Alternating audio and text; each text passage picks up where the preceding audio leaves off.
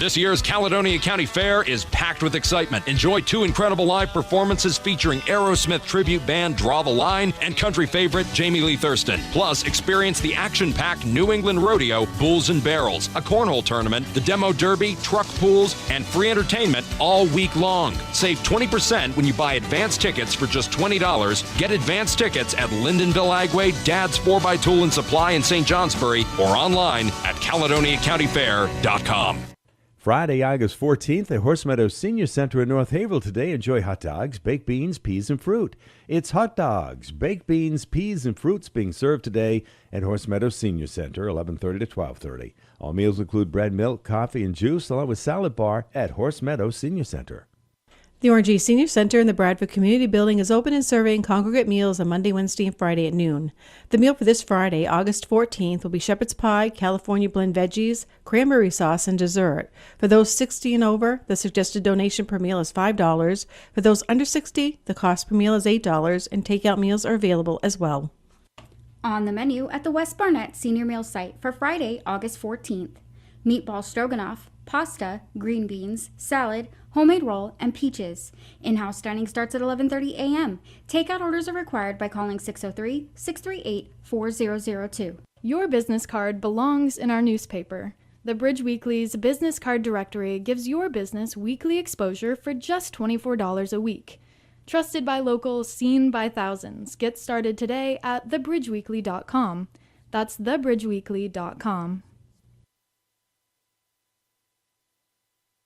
Colatina Eggs at Trattoria and Catering in Bradford offers dine-in to take-out coupon specials. Clip and save on 2 large single-topping pizzas and garlic butter, $32.50. A large single-topping pizza, full salad, or 1 liter of soda, $29. 1 large single-topping pizza or wings, $30. Family pasta is available every day, just $45. Ask your server about add-ons. Colatina Eggs at Trattoria and Catering, the heart of the village, Bradford. Eat well, live well. Serving lunch and dinner from 11 a.m. daily. Online at colatinaexit.com.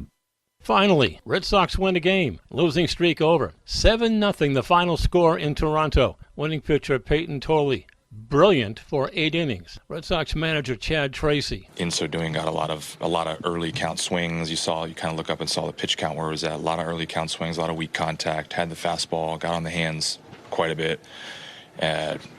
We needed a deep start. We got a great deep start. Needed a win. Gave us a win. He was awesome. Chad Tracy. Key offensive moment. No question, Caleb Durbin's 8th inning grand slam. Yeah, it feels great. I mean, coming out of here with a win after the first couple games is big for us to get a little bit of momentum going into Pittsburgh. I don't know. It's my teammates putting me in the position to get them, so it's all to them.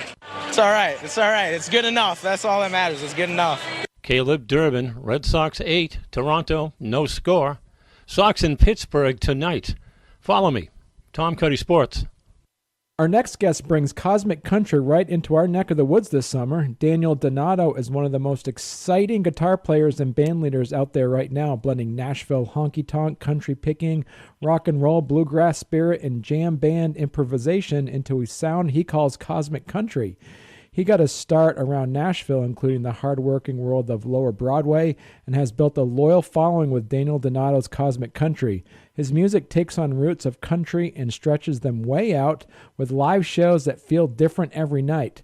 His album Reflector helped bring that sound to a lot of new listeners, and his newer project Horizons keep pushing it even further. And this is a good time for our listeners here in Northeast Vermont and Northwest New Hampshire because Daniel Donato's Cosmic Country will be at Jay Peak Stateside Amphitheater on Saturday, August 15th, and then in the Lebanon Opera House on Sunday, August 16th. We're excited to welcome Daniel Donato to the show. Daniel, how you doing? Really well in the Tennessee sun. So for folks that may be hearing you for the first time, how do you describe Cosmic Country? 3 chords and the truth. And then some. Vermont, New Hampshire audiences love musicianship, but they also love a show that feels real and not overpolished. So what can people expect when they come see Daniel Donato's Cosmic Country live? I like how you equated real with not overpolished, because there's a beautiful reality to the shortcomings of whatever a human does in potential. There can be obviously a lot of treachery and darkness that is manifested from that. But when someone is inspired or has enthusiasm that's alive in their soul and they're aiming upward, you're going to create something that is aimed at perfection but is imperfect. And that right there, I think is I believe and feel is such a transformative part of art. And that's what we try to do every day when we play is to be real. I mean, so they can expect realness. Right. I mean, your live shows have your reputation for being different night to night. So how much of the show is planned and how much do you leave kind of open for the room and the crowd? There is a significant amount of space that the crowd holds. And that is regardless of whether a band or an entertainer is aware of that or not. And it does seem to me that the entertainers that I've loved the most, whether that be Willie Nelson, Bob Dylan, Hank Williams, Waylon Jennings, or even writers that aren't playing music. It's those creators that hold space for who they're creating for and to, that always seem to render something that is really real and very visceral. So with Cosmic Country, our audience very much so brings a lot to the show, and we do a lot with what they bring. I mean, so you have a lot of fans who will travel just to see more than one show. So with Jay Peak and Lebanon back to back, should folks expect two totally different nights? They can expect two totally different nights of music for sure. Yeah, absolutely. Every night. So if you think about it, our days are all very different. So, there's certain parts of our days that are very same. You brush your teeth every morning. You wake up, you get out of bed. That's one thing that's hard enough to do on its own. But there's certain things that we do every day, but really all we're ever doing in our day is almost in very small ways improvising, because our day is different. You might have a different interview today than you had a different than one yesterday. And so I think the way that music has a potential in it to also reflect that, because art imitates life, and every day our lives are different and seemingly the same. So there are a lot of songs that we play that go the same way, but the way that we play them is different every night, and the order in which we play them is different every night. And Cosmic Country ends up becoming a reflection of life, really, at that point. And that is part of the game. So I would say they can faithfully expect a different show, whether they come and see us in Jay, whether they see us in another city, for years to come. I mean, so up here we have a lot of small towns, back roads, old barns, mountain drives, and folks who really appreciate live music when it comes through. Does playing places like Vermont, New Hampshire feel different than, say, bigger city shows? Absolutely. People that dwell in a verdant and I would say rural place of America, the energy that and the focus that they bring to the show is very succinct and very different than the folks that live in the tempo of a metropolitan design. Both are very different, and both are very beautiful in their potential, but the feeling is very different. And I grew up in a country town that was very small, that at the time had less than 10,000 people in it. So I tend to be able to resonate with folks that live in the country. But my parents grew up in New Jersey, and I have relatives that also grew up in New York City. And so I also understand how to communicate to folks and be at the tempo of something that's more fast paced, because people got somewhere to be, they got a parking bill to pay and all that. And but I really do love playing in Vermont. Vermont's one of the last parts of the country where you can really experience the original beauty that this continent has to offer. So it's very high frequency playing up there. So for someone coming to Jay Peak or Lebanon show who may only know a song or two, what should they be ready for? I would say be ready to at the least receive. I just want folks to come to the show and not have to feel that they have to give anything. And I just want people to receive. I feel music is is a domain in which we receive energy, and we receive something along the lines of the metaphysical tools that recharge our heart, just like a USB cable recharges your phone. I just want everyone to receive. And I know it costs money. I know it costs time. It costs social energy to come to a show. And I'm aware of all those variables. And I speak with my management and my agents and my touring crew about all these variables all the time. And we try to make everything as easily accessible financially and space-wise to our fans. We try to make the entire experience easy, make parking easy, make buying a ticket easy, make the price of it easy, make merchandise easy to view and easy to buy. If we don't have something that's for sale at our show, you can always buy it online right there. We record our shows and put them out the next day, so if you want to listen back to it, it's easy to. So I just want people to expect to just receive high-frequency cosmic country energy at the show and to hopefully take some of that energy so they can give it back to the world once they leave the venue. So if someone is brand new to your music, what song would you tell them to start off with before they come to the show? I would say Dance in the Desert, a good song.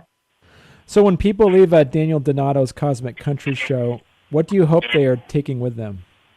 Their own unique perspective that only they can have, the truth, beauty, and goodness that they experience through the music. Humans are non-totalable. So if I were to get 3 $1 bills lined out on a table in front of you, aside from their unique identifying numbers that they need to have in order to be exchangeable currency, they would look the same. They would be the same dimensions of thickness. They would be the same shape in their rectangular nature. They're totalable. You can total them together. Humans are not like that. It's more like when you get 3 humans together, it's like you have 3 times 3 happening. So humans are, I say all to say is that humans are so incredibly unique and infinitely different than each other that the perspectives that we have that we can share with each other, and also the perspectives that we receive when we go to experience something like a show or an event of some kind, everyone has a unique take on it.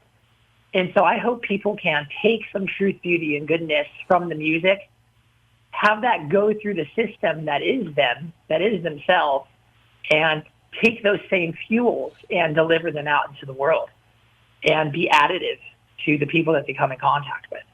So you can catch Daniel and the band right here in our region this summer, Saturday, August 15th at Stateside Amphitheater in Jay Peak Resort and Jay, and Sunday, August 16th at the Lebanon Opera House in Lebanon, New Hampshire. Daniel, thank you so much for joining us. We appreciate it and looking forward to having you here in our part of the world. Thank you so much. I appreciate it, Josh. Thanks for the time. The Valley's freshest vegetables and fruit are available right now at the Pearson Farm Stand located on the Lower Plain in Bradford at the intersection of 5 and 25. The farm stand is filling up fast with all the midsummer favorites that you will want to stock up on. Popular items this week include sweet corn, tomatoes, and Pennsylvania peaches, to name just a few. Pearson Farm Stand also has an excellent selection of local products: beef, honey, jams, maple products, sauces, and more, including fresh local dairy products. Shop locally in Bradford at Pearson Farm Stand at the intersection of 5 and 25. Open every day beginning at 9. Wells River Chevrolet is proud to be part of the Autosaver Group. That means you now have access to pre-owned inventory from every Autosaver Group store, including Chevrolet certified pre-owned vehicles. You'll get certified peace of mind with a 6-month, 6,000-mile limited warranty at no extra charge, 0 deductible, and thousands of licensed service facilities available. Transparent pricing, no hidden fees ever. That's a big deal. Wells River Chevrolet is proud to be part of the Autosaver Group. Online at wellsriverchevy.com. Together, let's drive. From the Fairbanks Museum in St. Johnsbury, the forecast for today: patchy valley fog early, then partly to mostly cloudy. Valley highs in the mid to upper 70s, northwest winds gusting to 20 miles an hour. Becoming mainly clear tonight, areas of valley fog late, lows from the mid 40s to lower 50s. And for Saturday, mostly sunny after any early fog with valley highs in the mid to upper 70s. I'm meteorologist Lawrence Hayes for WYKR. All right, we're glad to have Laura Nelson with us again, LC Design Concepts, from her new location in North Haverhill, next to the fire station. Isn't that the easiest way to say it? It is kind of, yeah. Route 10. And it's hard to believe, so we're mid-August right now, and next month will be a year that we've owned the building. Okay. Time flies when you're having fun spending money And all the remodeling. great things you've done to it. Yeah, it's so exciting. And just recently we finished several of the backsplash displays in the showroom, so that's done. We finished the closet display, so that's done. And now we're kind of on to tweaking minor details of existing displays now that I've been in there and using the space. And you know, it's similar to remodeling a house and a kitchen. You're used to using your existing kitchen this way or that way. And then you start thinking about, well, if I were going to redo this, what would be different? How would I use it differently? And it's similar in the showroom. So there's a couple of displays that I'm hoping to change things slightly. Yeah, if our listeners are thinking of a full-blown remodel or building brand new, they need to talk to you because there's so many options. There's so many options and also timing. So right now, a lot of the vendors, their lead times for cabinets specifically are still trending a month to 2 month lead time, which is, in my world, if you come in and see me August 1st, that really means in my brain, we're talking October at the earliest, really, for your project. And that also depends a lot on, do we have a contractor? Have we gotten into that person's schedule? A lot of times I can get the design work done. We can place the order and be ready to go, but they're necessarily waiting for somebody to do the actual work. So that's a huge part of it. I tell people, if you're thinking about doing a project in the fall, now is the time to do it. And if you're thinking about having a remodel done by Thanksgiving or Christmas, we're slowly creeping up on the deadline to get that done. Yeah, because you're going to have a contractor. So let's say you're redoing the bathroom, right? So you pull the toilet out. Oh, now the floor is rotten. Yep. Right? There's always some sort of surprise when we're doing a remodel. And so I tell people, if you have a certain number for a budget, we're going to walk back from that a little bit, a certain percentage for didn't expect that part of the budget. Because inevitably something will come up. And when I come out to the house, you know, you can't see what you can't see, obviously, but it's usually, you can usually tell if there's going to be mold or rot or things like that. I mean, I try to ask to go see in the basement if we're moving things around, what's on the other side of that wall. Can I look in that bedroom closet? You know what to look for. She's been doing this a long time, right? She comes So, with her microscope. Yes, exactly. And I try to look at all the possibilities of what could interfere with the project. Sure. Well, like we said, if you pull out the kitchen sink or the toilet, or Lauren's with us, she's got a coughing fit going on. I have a coughing fit, sorry everyone. We don't have any water for you, sorry.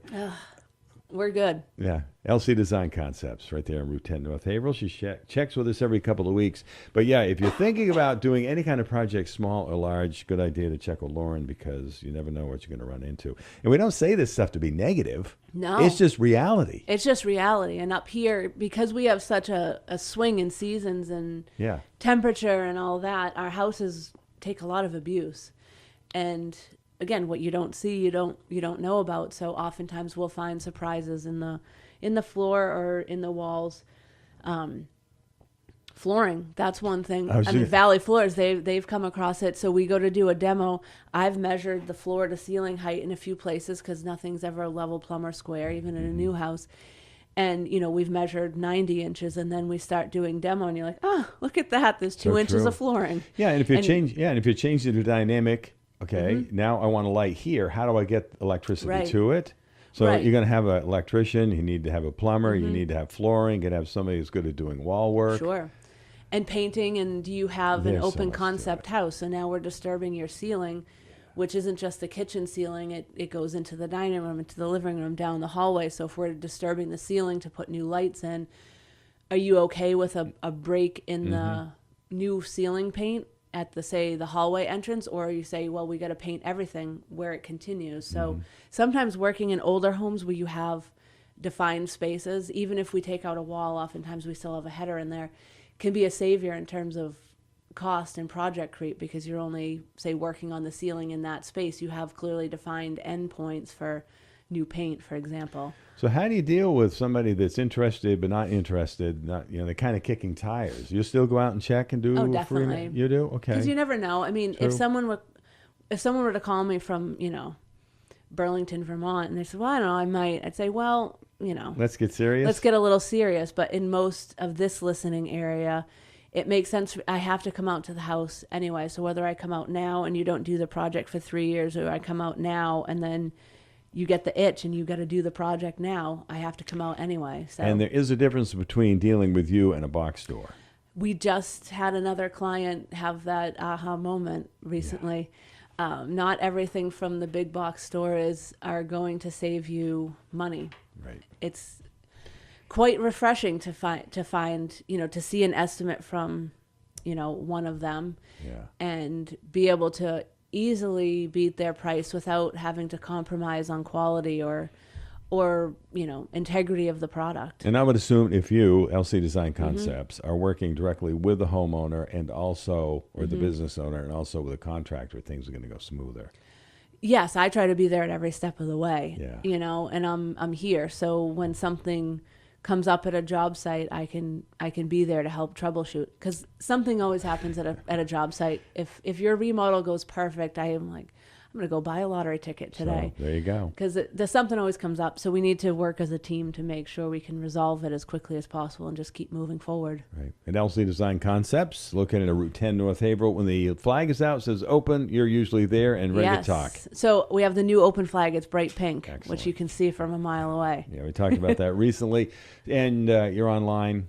lcdesignconcepts.com, and you can search us on Facebook, Instagram, our Google Plays page. We're constantly updating with new photos of completed projects and things like that. Right. So listeners are thinking about doing something, talk with Lauren sometime soon. Yeah. Have a good weekend, everyone.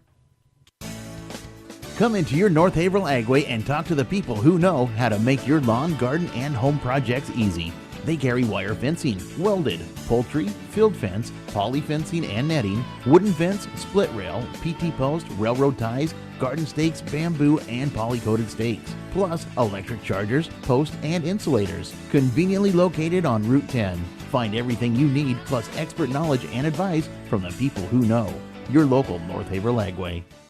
Holy schmoly, it's Matt LeCaire from the Autosaver Group, St. Johnsbury Chrysler Dodge Jeep Ram. There's always something exciting happening at St. Johnsbury Chrysler Dodge Jeep Ram, and there's never been a better time to stop in and see what's on the lot. We've got new Chrysler Dodge Jeep Ram models arriving regularly, plus a strong selection of dependable pre-owned vehicles for every driver. Whether you want capability, comfort, style, or power, our team is here to help you find the vehicle that's right for you. And with our service department ready to help with maintenance and repairs, we're here to help you before, during, and after the sale. St. Johnsbury Chrysler Dodge Jeep Ram, where Vermont comes to drive.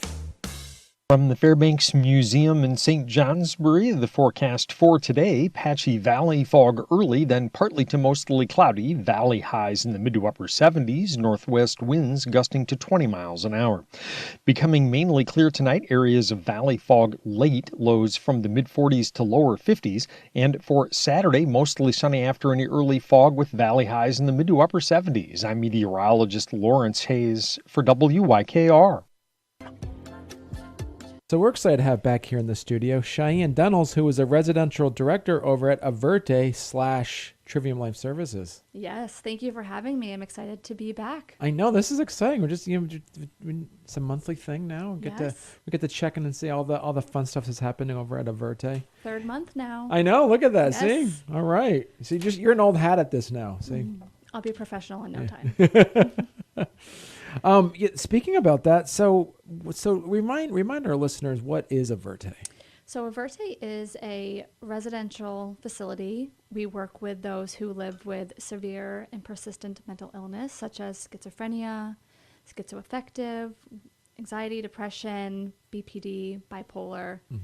We also work with veterans as well. Yeah. Yes. And how long has Averte been doing that? I believe we're going on our third year of working with veterans. Right. Yes. And so we said you're the residential director. So, but there's also you have your residential, then you have like your non-residential programs. Yes, we have residential and clinical. They work together to provide the treatment for our clients. So it's a really solid team effort, multidisciplinary that we have going on there. So It's not just clinical or residential. It's really both. Right. Yeah. And how are you doing with your, because I know one of the things that we hear around town that people love working at Averte. We have been filling our roles, Good. which is great. We have a new senior regional director. We are expecting our clinical director to start in September. We filled DSP roles, housekeeping roles, some cooks. So I am ready at least to have a full house. I'm sure others can relate to that. So Right. very excited. You know, and I bet a lot of that has to do with those job advertisements in the Bridge Weekly Showcase. Absolutely. Absolutely. It helps, that the paper Right. form of it all. It doesn't go away in this area. Right, exactly. People still get their news from there, yeah. Oh, yeah. Yeah.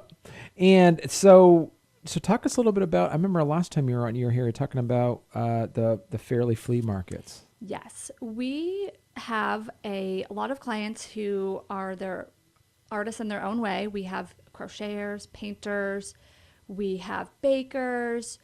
Really, the list goes on and on. But on Saturdays, we are at the flea market in Fairly, and you can stop by, purchase some homemade goodies. And if I do say so myself, it is the best. Is it most, like you said, arts and stuff? Is there like any like baked goods or just also? Yes, baked goods. We have tons of tote bags crocheted by one of our clients. Oh, nice. Of varying sizes. We have artwork, some crafts. In the winter, we'll have like ornaments and some holiday decor. It's quite special, honestly. Right. It's nice to see the hard work be rewarded. And I find it fascinating too over at Averte is it's right there on Route 5. It's a beautiful farm. Yes. And you have some folks that are there. I thought it was a short-term stay, but you have people that have been there for years. Yeah, our continuum of care is, can range from anywhere to 30 days, mostly, as short as 3 months, up to years, decades of being here. We have clients who've been here about 40 years, and it's their home, and I can't imagine not having them as part of our family. Right. Yeah. And how many rooms or like how many tenants can you have at one point? Each house holds, well, I guess the smaller houses have about 9, and then our main farm can hold up to 14 residents. All right. Yes. And that you're usually full. What's your vacancy rate usually? We have a couple open beds. Okay. We have some good inquiries in the process, some potential admissions. So it's nice to see, not only is our staffing picking up, but we are getting ready to have a full house across our sites. And so from that residential setting, and how does that relate to, say, like your community-based work that you do? So how many clients do you guys usually see from the community? Not a lot from our local community. We definitely partner with our local communities, but most of our clients tend to come either from other parts of Vermont or out of state. We've had clients come from Canada and Europe in the past. So we have a really good network of referral partners. We're also members of ARDA, the American Residential Treatment Association. So we have people kind of zooming in from all over the place, and it's nice to get to know them and what their hometown is like. And sometimes it's a culture shock when you step into rural Vermont. And is there any of those residents that end up saying, "Hey, I just want to stay here. I just want yes, to move here"? Absolutely. Yeah. And we have had that. Wow. And it's great to see them become a part of the community. Right. Yeah. So we're talking to Cheyenne Dunnels, who is a residential director over at Averte. And how long have you been in the field? I've worked for Averte over 9.5 years. Wow. Yes. And then we mentioned before you're on that that both states can claim you, right? Yes, both states can. I grew up in Vermont. I live across the river now in New Hampshire. So it's nice to have a step in each state. Right. Yeah. So I know we talked a little bit in the past, but just to remind our listeners, like what have you seen a decrease in the stigma of talking about mental health? I believe I have. I think COVID changed a lot for a lot of people. It brought people together, and unfortunately it was a really hard time, not in just our local community, but the United States, the world. And I think people had other outlets to talk about their mental health, whether that be social media or even just the person that they might be quarantined with, and it translated into more acceptance from what I can see on my end of it all. I believe that the stigma has changed. I also believe we have a lot of work to do with changing that stigma. Right. Yes. Now, for our listeners out there, if they want to learn more about Averte, or they have questions about their own mental health, they can reach out to Averte? Absolutely. We have contact information on our website, averte.com. And there's also, if you Google it, our admission line comes up, and Shannon would be happy to point you in the right direction. Right. Yes. No wrong door. No wrong door. Yeah. Yeah. Sometimes the website is the easiest and makes people feel a little bit more protected and safe. Yeah. Yeah. And I know in the nonprofit world that fiscal year start in July. Yes. So you guys started the new year, huh? Yes, we did. We are action planning, looking forward to the next year and figuring out what our strategic plan is going to be. We've been having a lot of conversations about that and what's going to be the most meaningful, not just for our residents, but for our staff as well. Right. Yeah. So any sneak peeks on what the public can expect from Averte? I think you can expect to see us a little bit more. Yeah. Yep. Excellent. Yes. Because you guys are not only do you have that Averte building, you also have you have a office right downtown Bradford. And we have a couple more houses as well. So we're kind of incognito in some ways, and I would love to get our footprint out more into local endeavors. Excellent. Yes. All right. So Cheyenne, any final comments? I would say that if you are in need of support, to please reach out. Even if we're not the right place for you or your loved one, we can give you a great network of people to help you. Excellent. And help is always there. And what would that number be? You can call us at 802-222-8028. Okay, that's easy. 222-8028. Perfect. All right. Well, thank you so much, Shana. Looking forward to our conversation again in a few weeks. Thank you so much. I'm happy to be back in September.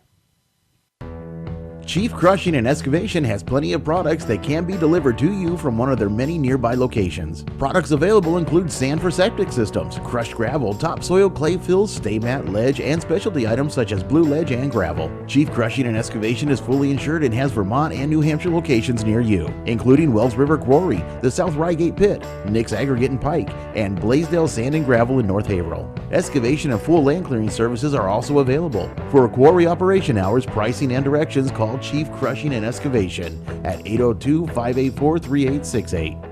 From the Fairbanks Museum in St. Johnsbury, the forecast for today: patchy valley fog early, then partly to mostly cloudy, valley highs in the mid to upper 70s, northwest winds gusting to 20 miles an hour. Becoming mainly clear tonight, areas of valley fog late, lows from the mid 40s to lower 50s, and for Saturday, mostly sunny after any early fog with valley highs in the mid to upper 70s. I'm meteorologist Lawrence Hayes for WYKR.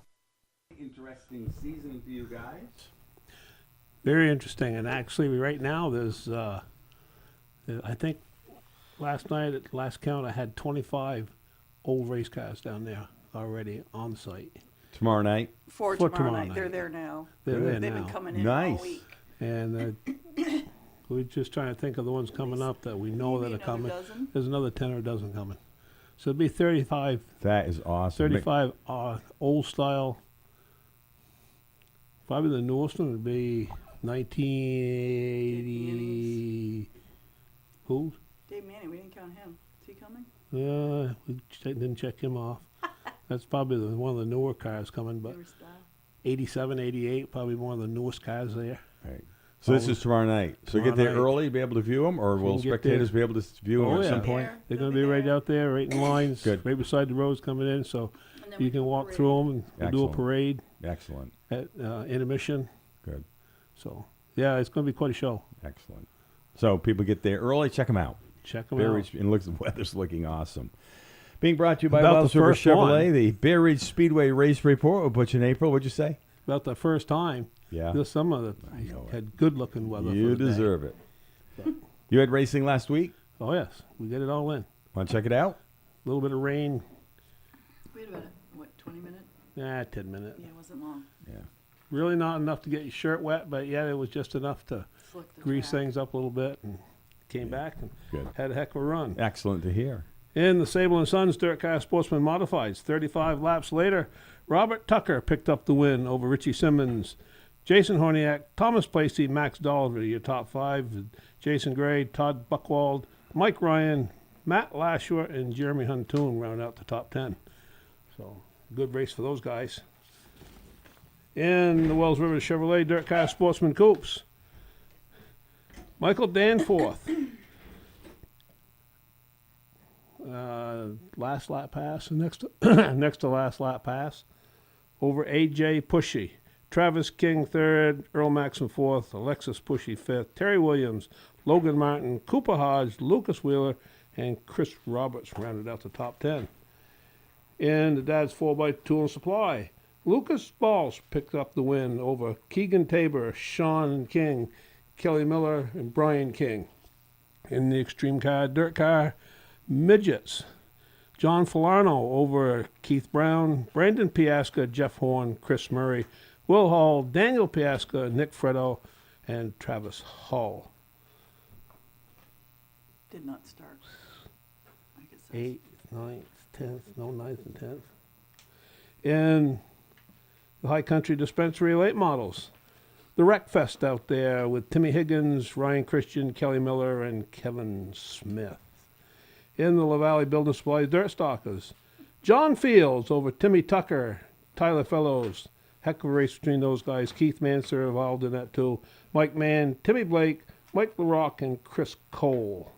In the Woodsville Power Equipment Ridge Runners, Doug Boucher over Riley Chafee, Ryan Sayers, Zach Audette, Kevin LaForest, Jacob Paul Larson, Landon McDonald, Matt Lucas, Tim Davis, and Annie Tatro.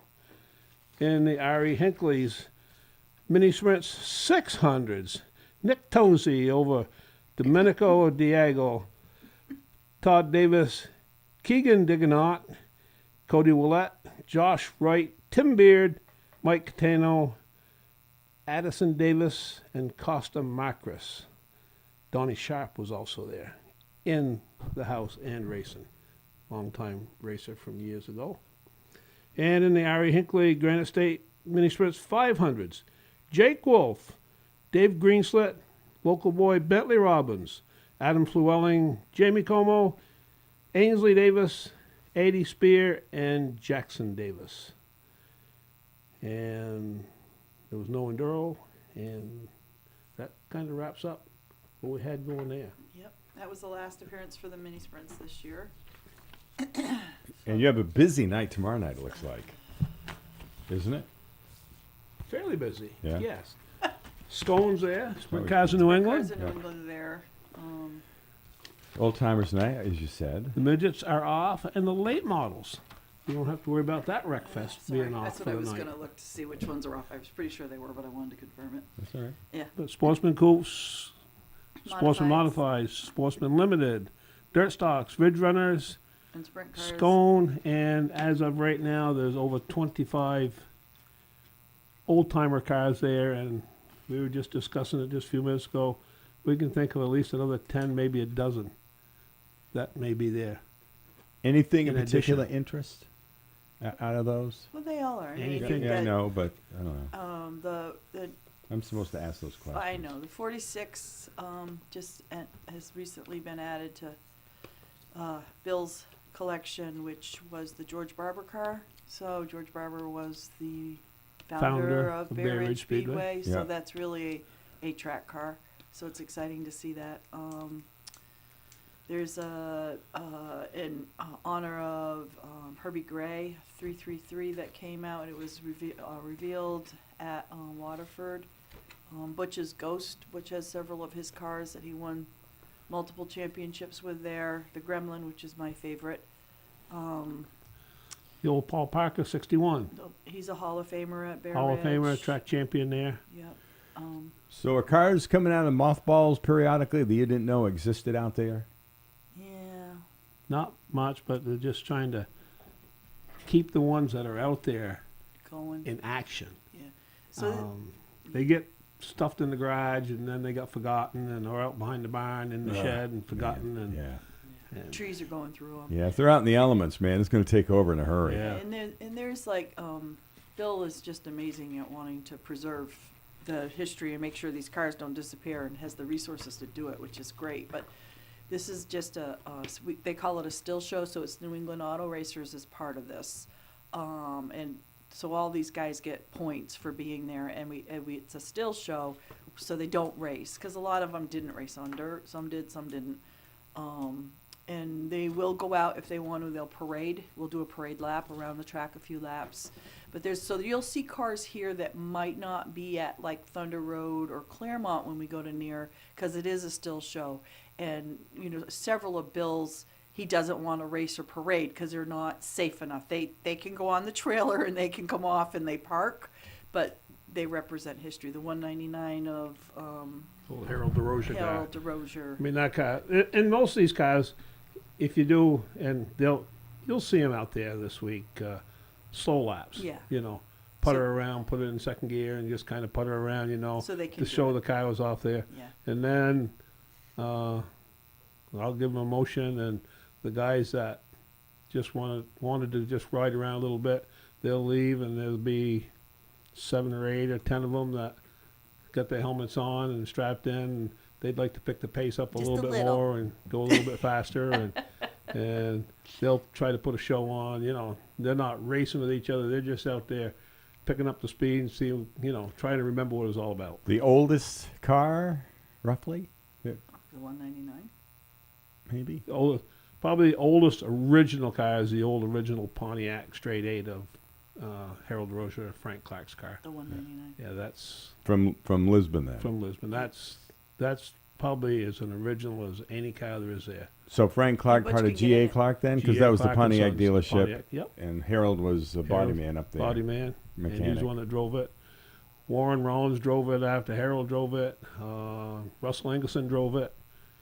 I don't know if there was any others that drove it. But anyway, yeah, a little bit of history. You need to do a Bear Ridge Speedway calendar.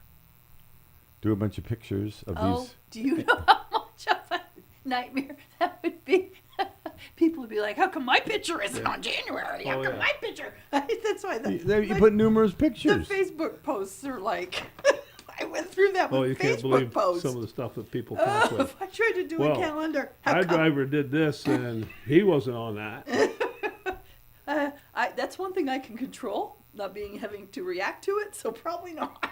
I think it's a great idea, but I don't think I could. I've talked with Alan Ward about doing something like that, and we've talked about it for a couple of years, but just haven't taken the time enough to get it done.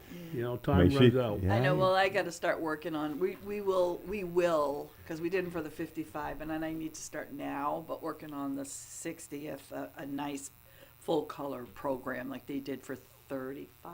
Was that the last one we have? Was it 35? 35, yeah. Yeah. So we're gonna have a program, but I know, and that'll have a lot of pictures. But yeah, you just made me laugh because it just puts me right into Facebook where one year I did a count. I used to do countdown with the car numbers for the days left, and then I got so much crap because I didn't use that car, I didn't use this car, and I'm like, you know what? So now I just random pictures. I don't care. Paul was upset that you didn't have us on your Facebook page. Well, I don't have you on your Facebook page. Probably not. Just kidding. Anybody could get the calendar done. It's April. Right? Yeah. All right. Any final comments? It's going to be good night tomorrow night. It's going to be a good night tomorrow night. Sprint cars in New England. Points are tight in a couple classes. It's going to be good racing. It's going to be a lot of fun. It's going to be some old timers there. So if you're from back in the 70s and 80s, stop on up and see what's going on, because Butch Burbank will be there. I mean, he used to race with us years ago. Hasn't raced for 25, 30 years. There'll be some old drivers there. Good. All right, Bear Ridge Speedway. All right, tomorrow night, and get there early, even though the green flag falls at about 6. Yes, it does. The gates open Wells River Chevrolet is proud to be part of the Autosaver Group. That means you now have access to pre-owned inventory from every Autosaver Group store, including Chevrolet certified pre-owned vehicles. You'll get certified peace of mind with a 6-month, 6,000-mile limited warranty at no extra charge, 0 deductible, and thousands of licensed service facilities available. Transparent pricing, no hidden fees ever. That's a big deal. Wells River Chevrolet is proud to be part of the Autosaver Group. Online at wellsriverchevy.com. Together, let's drive. In Bradford, Farmway invites you to shop their in-stock Lazy Boy furniture. Farmway has plenty of styles and colors to choose from, something to fit everybody, including pet-friendly fabrics. Check the prices, you won't be disappointed. Shop in a friendly, no-pressure atmosphere, and if you don't see it, Farmway can order it. Delivery and removal is available. Just ask about the rates. At Farmway, they take immense pride in offering a wide selection of top-quality brands in footwear, clothing, camping, and hunting gear, furniture, and gifts. Shop locally in Bradford at Farmway. From the Fairbanks Museum in St. Johnsbury, the forecast for today, patchy valley fog early, then partly to mostly cloudy, valley highs in the mid to upper 70s, northwest winds gusting to 20 miles an hour. Becoming mainly clear tonight, areas of valley fog late, lows from the mid-40s to lower 50s, and for Saturday, mostly sunny after any early fog with valley highs in the mid to upper 70s. I'm meteorologist Lawrence Hayes for WYKR. Still talking about Bear Ridge Speedway. See you later. Butch and April. Of course, the Bear Ridge Speedway race report brought to you by your friends at Wells River Chevrolet. And an updated look at the weather forecast that we just got updated on, brought to you by your friends at Farmway. You still have plenty of time to get out on the water. And don't forget, Paddle the Border Fall is coming. So they can help you out with the kayaks and the flotation devices at Farmway. And we're getting set for news here at Your Country, WYKR Haverhill, WTWN Wells River, and W286DE Wells River, 105.1 FM. I'm Jennifer Kuiper, NBC News Radio. Vice President J.D. Vance says the number one goal in the war with Iran is to keep oil and gasoline cheap for Americans. The number two goal, Vance said, is to make sure Iran never gets a nuclear weapon. In an interview with Fox News Thursday, Vance said he's confident the U.S. is accomplishing both of those goals, but that the Iranians are unpredictable. Gas prices are up significantly since the start of the war launched by the U.S. and Israel back in February. That's in large part because Iran effectively choked off the Strait of Hormuz, an important waterway that saw about 20% of the world's maritime oil traffic pre-war.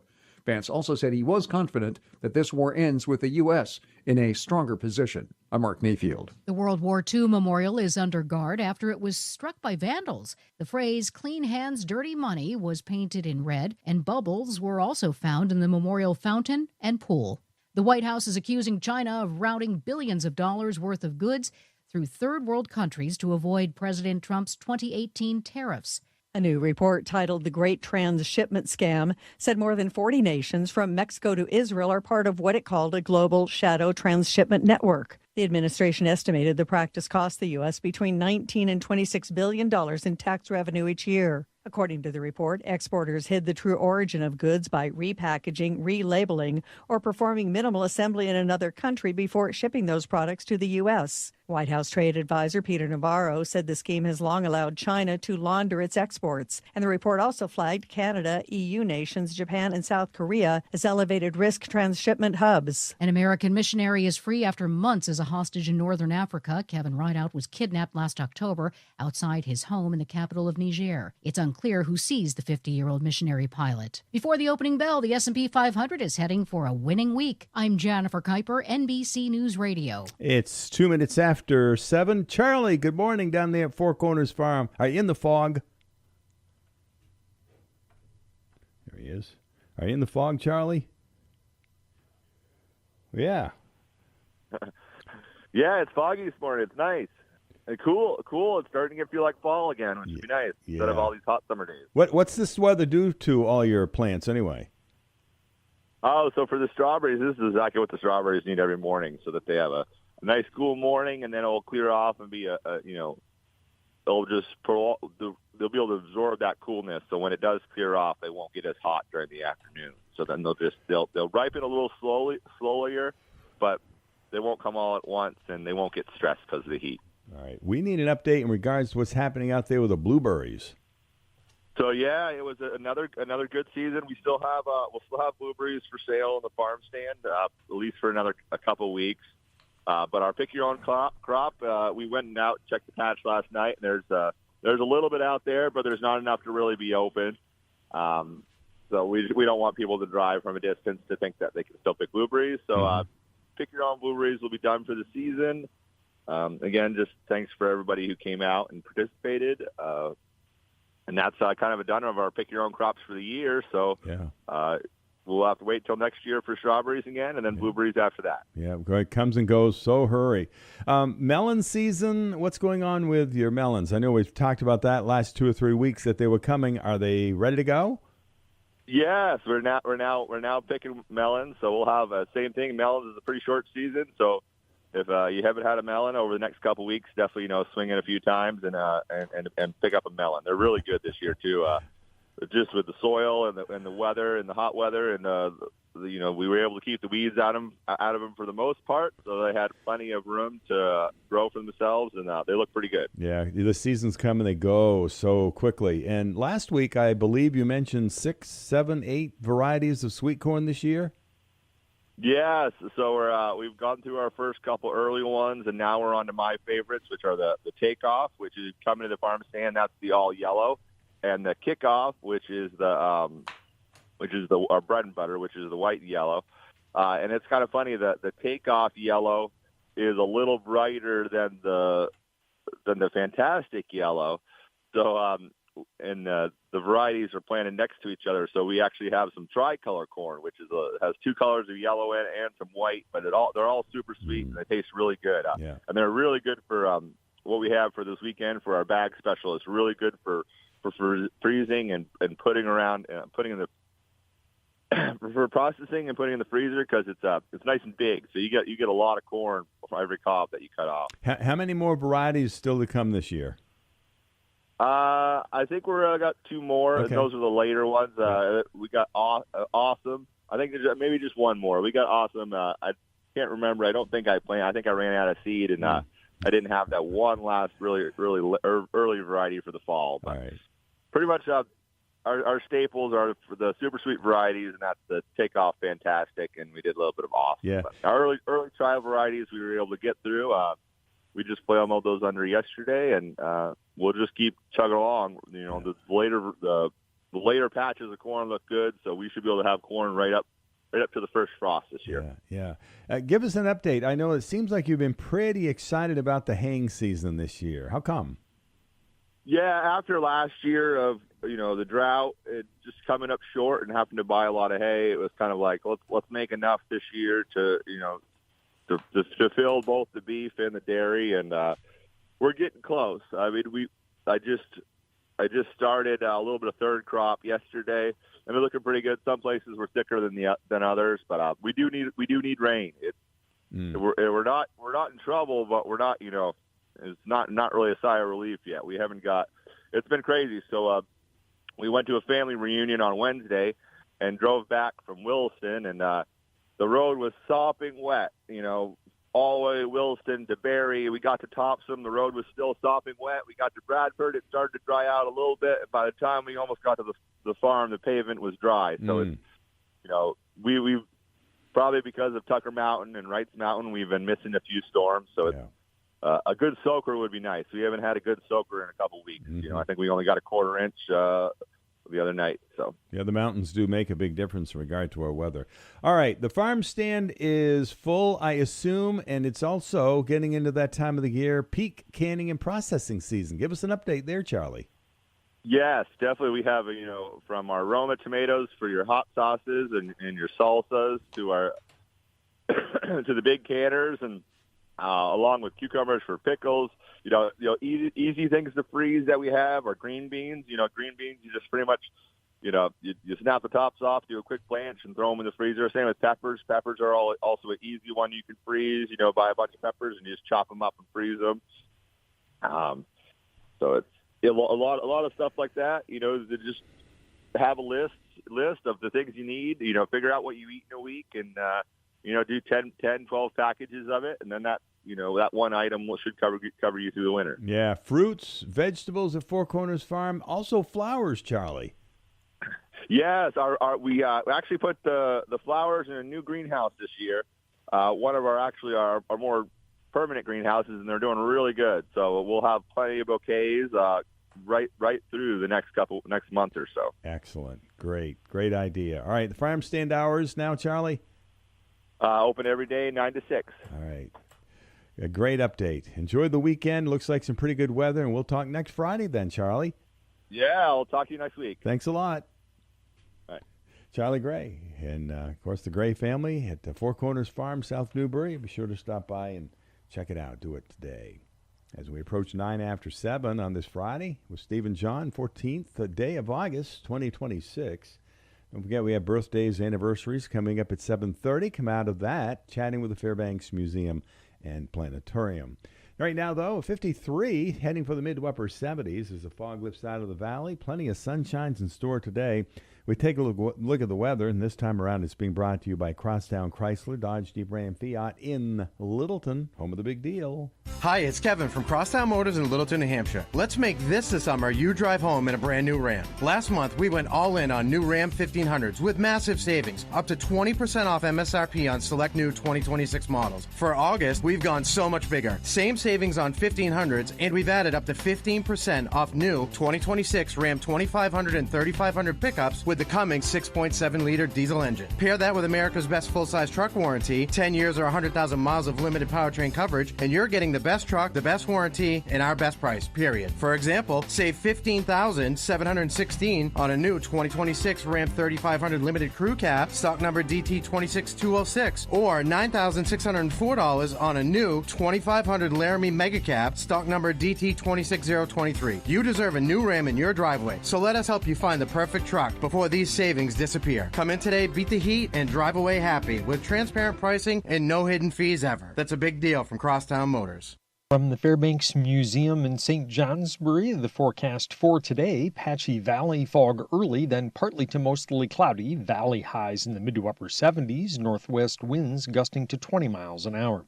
Becoming mainly clear tonight, areas of valley fog late, lows from the mid 40s to lower 50s, and for Saturday, mostly sunny after any early fog with valley highs in the mid to upper 70s. I'm meteorologist Lawrence Hayes for WYKR. Thank you, Lawrence. And as we said, we'll be chatting with Mark Breen shortly after 7:30 this morning. Right now, though, as we approach 11 minutes after 7, sunshine, fog lifting out of the valley, still in the mid-50s, heading for the mid and upper 70s.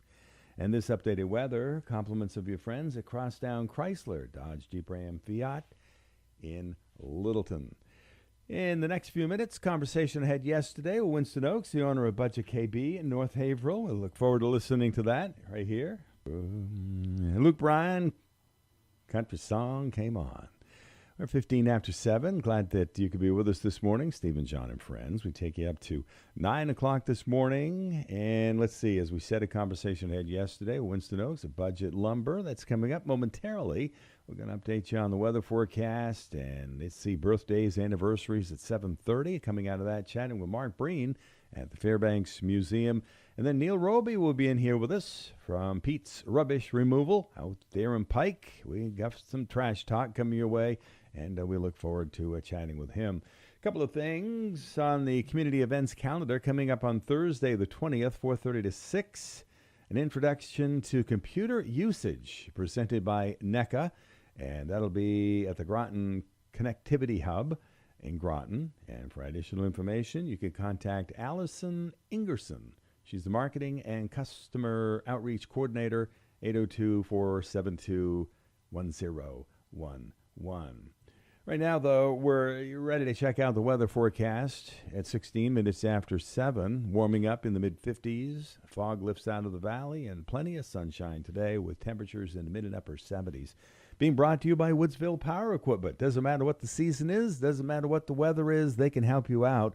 At Woodsville Power Equipment with their sales, service, parts, repairs, rental equipment, expert advice, Bobcat of Woodsville, Milwaukee Equipment, you name it, they pretty much have it at Woodsville Power Equipment. Power through the toughest cleanups. Whether you're tackling wet leaves, debris, or grass clippings, the Husqvarna 360 BT backpack blower gives you the air speed and fuel efficiency you need to keep going. Powered for excellence, built for yarders who don't settle. The Echo DPB 5800T backpack blower delivers the power you need to clear sticks, leaves, debris, and more. Take back your yard with ease with a new backpack blower available locally at Woodsville Power Equipment Tool and Rental.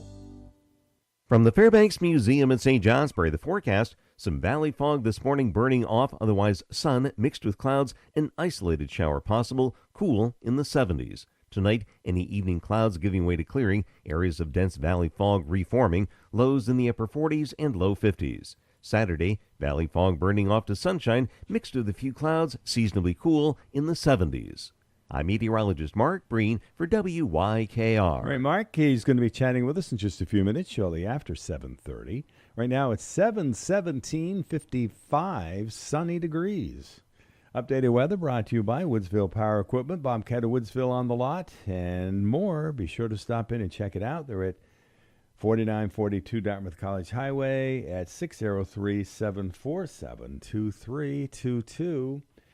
Reminding you, it's the Cruising for a Cure car show and swap to benefit a great cause coming up tomorrow, Saturday, August 15th. That'll be from 9 to 3. Gates opening at about 8, and that's going to be at the Northeastern Speedway in Waterford. And that's at 2249 Vermont 18 in Waterford. And it looks like pretty good weather and a lot that's going on for Cruising for a Cure. 18 minutes after 7. Good morning. Got an old car sitting in the backyard? Put it to work. It's time to start getting your ride ready for the Caledonia County Fair Demolition Derby. Drivers are wanted, and there's prize money on the line. Grab your helmet, round up a crew, and get building today. Register now at CaledoniaCountyFair.com. Click Fair Forms, then Demo Derby. This summer, don't just sit in the stands, be in the show.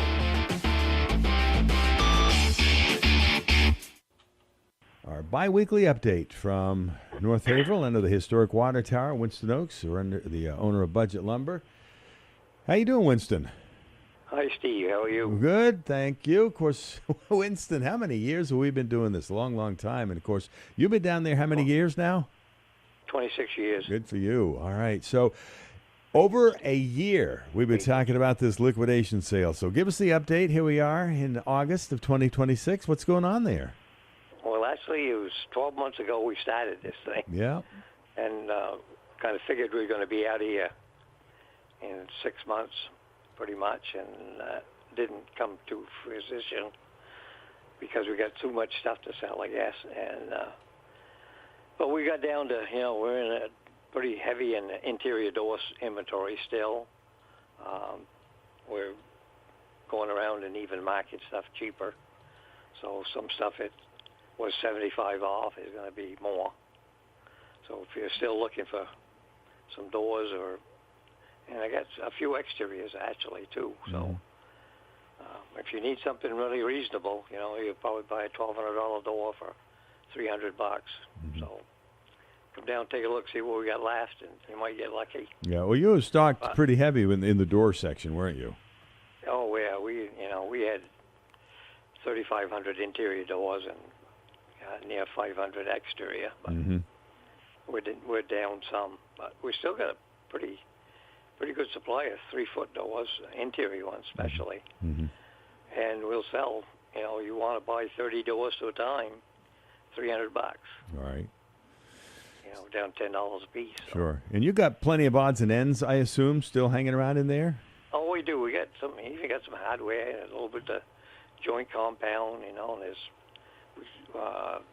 a couple of, we're tearing down the racks now, so we got lumber that was in there to hold material. They're pulling the lumber out and selling them as a bunch. So if you want a bundle of lumber, which is actually smart panel or smart board, which is a synthetic trim board, come down and take a look at them. We'll sell a bundle to you pretty reasonable. All right, that's under the historic water tower in North Haverhill, Budget Lumber. Now let's talk about Budget KB, the kitchen and bath part of your business, Winston. What's there? Yeah, that of course we're that's going to stay going, and that'll give me something to do for a few days when I ain't got nothing to do. Okay. So Yeah. I can go down there. But no, she's really doing everything strong. The business is strong, and we're doing countertops, and she's out on a couple of measurements today, I think. And so the kitchen business is really busy. All right. And she's got, 50 vanities on stock and different kinds of countertops on stock. And so you can walk in and pick up a vanity if you need one in a hurry. Okay. We still stock a full kitchen and white cabinet, so if you need a hurry-up job, we can put you into the kitchen business in a day or two. Sure. And within your footprint, she goes out and she does the free measure still. She does everything, yeah. She'll come out and look at the job site, take pictures, design what you would like, and then design what she thinks is right. Sure. Here we have, And then give you a printout and a picture of what your new kitchen will look like. Sure. Still a lot of summer ahead of us, and of course we head into fall and some nice days. So what about special orders, in regards to roofing and siding and that type of stuff, Winston? We're doing a full complement of that. We're doing windows, doors, roofing, siding, vinyl siding, just about anything is on an order basis. Anything from Brockway Smith, which is a millwork place. We can do all of those, and we are still doing them. As long as we sit here, we're going to do business still and try to sell off the in-stock inventory, of course. Right. So your hours are what then? 8 to 4, Monday through Friday. Mm-hmm. Do you do special appointments just in case? We will. Okay. If somebody wants to, got a project they want to talk about, I can make a special appointment Saturday. Right. If they can't get in there, if they can't get in there, they can give you a call and stop during those hours. You doing anything online? We are marketplace big time. All right. I'm loading stuff on there every day, so. Sure. And that takes 2 hours out of my day every day to. Oh yeah. To handle the marketplace. So. Sure. Yeah. All right. So your hours again are Monday through Friday.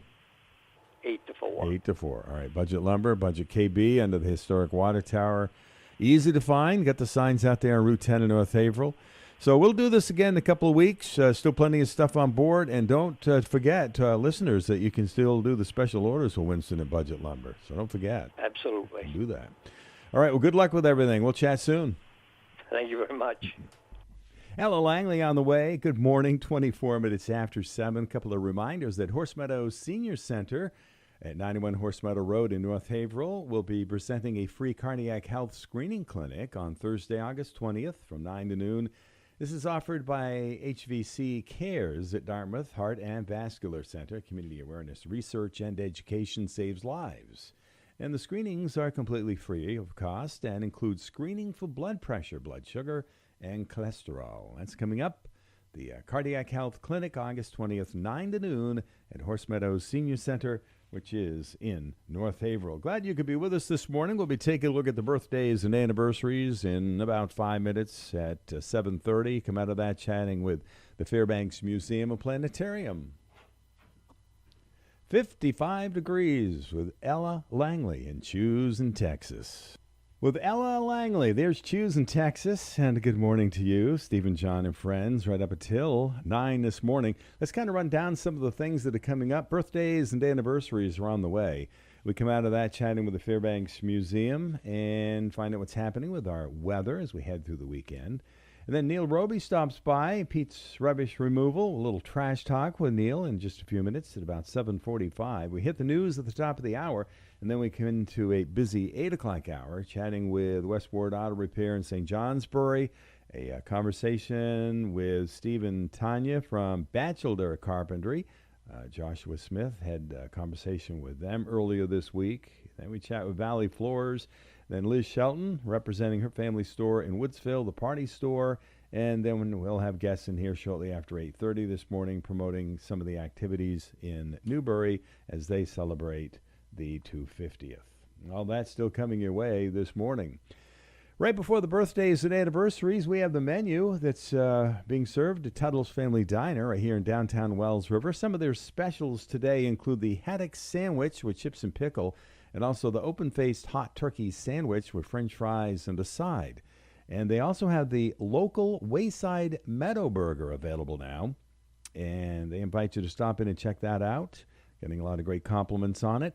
It's a cheeseburger with lettuce and tomato, french fries, or tater tots. The local Wayside Meadow Burger. Ask for it today at Tuddles Family Diner. They're serving minestrone soup, and their seafood includes the strip clams, scallops, and also the haddock. Those are the specials. You can also order from the regular menu when you stop by Tuddles Family Diner in downtown Wells River. On to the birthdays and anniversaries. Friday, August 14th, 2026. Looks like 5 birthdays and an anniversary today. We wish Les Edwards, Audrey Clough, Ashton Wagner, Tara Roy, and Owen Welch. All happy birthday wishes today to those people.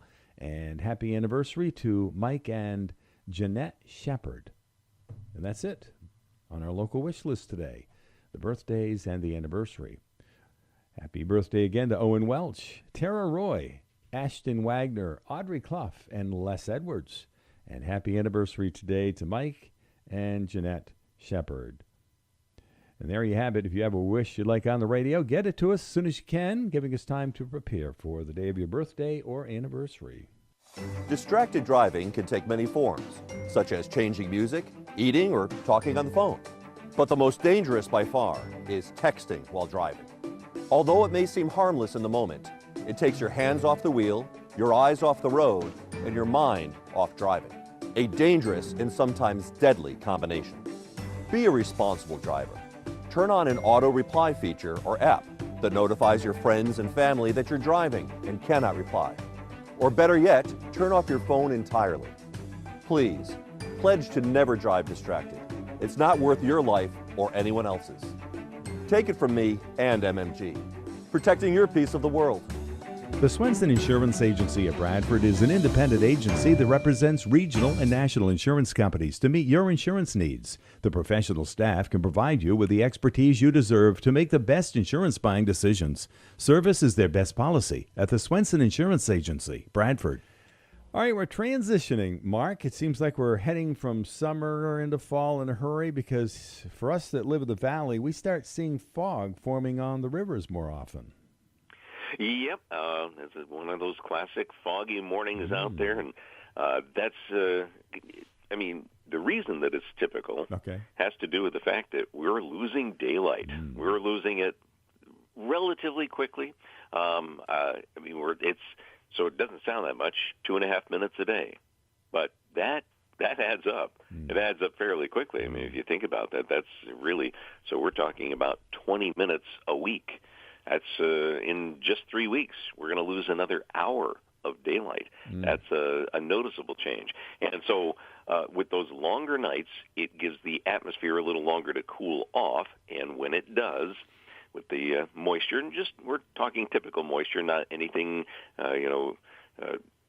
that's extra in terms of, just specifically from rainfall, although it obviously would add to it, but just moisture that's generally in the air. You get that longer night, you have more time for that air to cool off, and when it does, the moisture in the air condenses, turns into little tiny, tiny, tiny droplets, fog droplets, and that is what we see in the early mornings. And, of course, it's in the valleys, and that is thanks to the fact that cool air is heavier than warm air anyway, so it drains, it sinks down into the valleys, and that's where that fog tends to form. In fact, I was just looking at the satellite image this morning across much of northern New England, and you can actually see the rivers because they show up very nicely.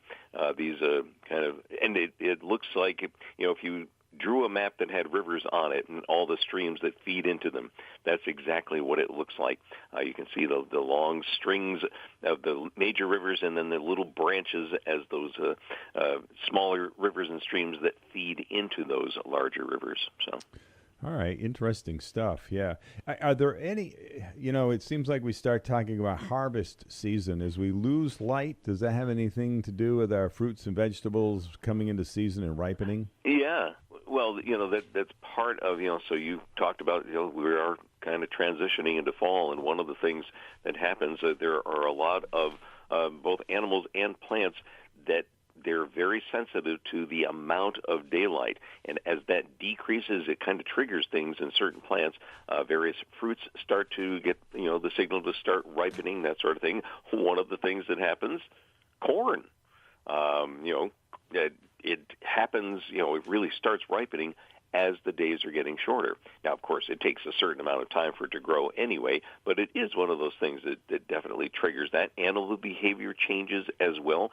Could be domestic animals, could be wild animals, but they also, they are sensitive to that amount of sunlight or decrease in sunlight. And yes, we do see a couple of splashes of color on some of the trees. Now, one of the things, and it happens every August, people sometimes even get panicky that suddenly, oh no, fall's coming more quickly than usual.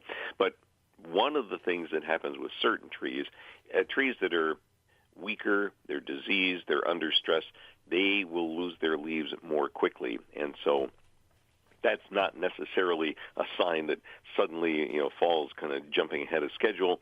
It's something that happens every year. In fact, it's often the same trees. So if you kind of get used to that and that particular tree, yep, that's going to turn early, and it does. Can you tell us anything about summer and what August has given to us in the first couple of weeks? Yeah, so one of the things that I've been noticing, and I started to notice it in July, but it really it happened again this month. Mm-hmm. The first 2 weeks of June and July, and now August, the first 2 weeks of all three of those months were warmer than average.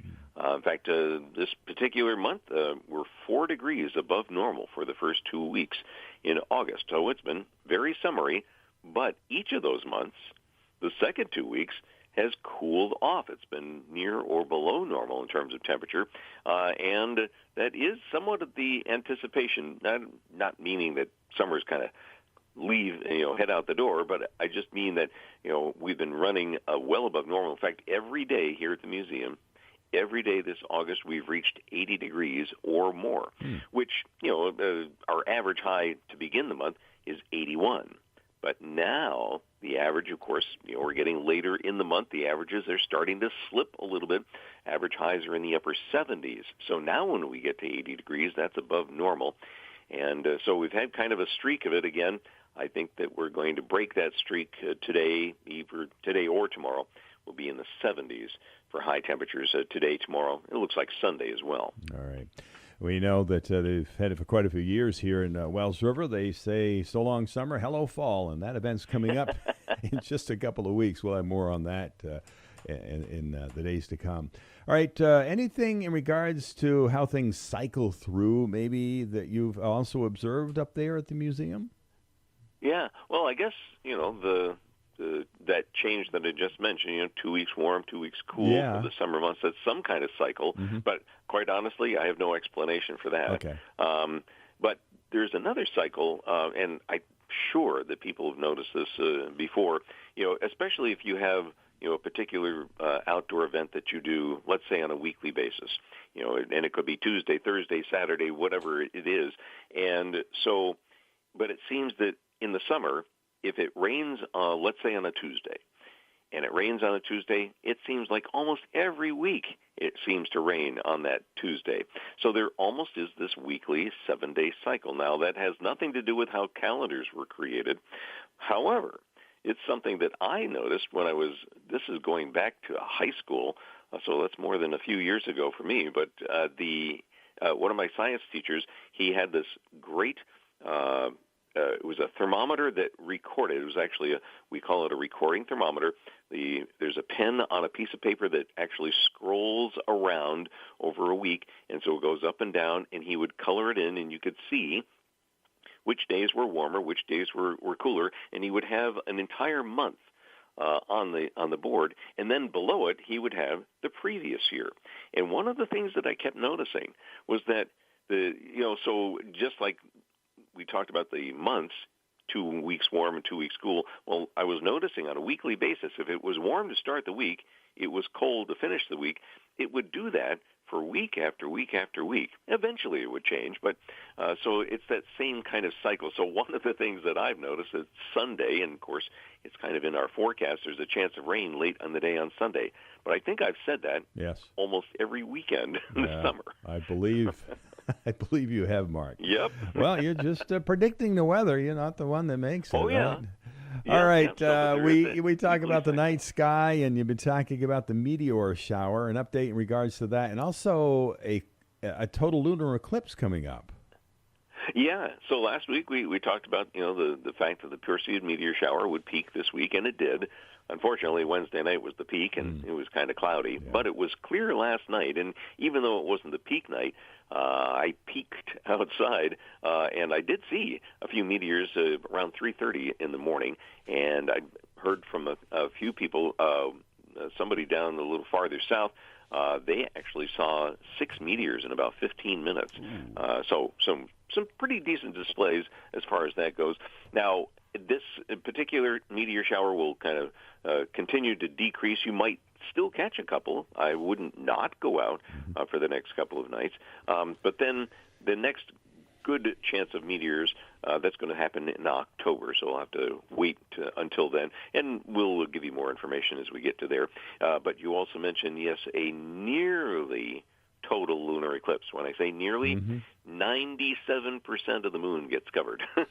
Actually, I should say it goes into the Earth's shadow, but a tiny little fraction of the moon stays out of the Earth's shadow. So that's happening in a couple of weeks, so don't have to rush out and see it. Lunar eclipses always happen on a full moon. The moon is full the 27th into the 28th. And so that's going to be the night, 27th into the 28th, and we will have a lunar eclipse to look forward to. Right. Perfect timing when we talk on the 28th, Mark. Yeah, awesome. There we go. The weekend weather forecast looks like what?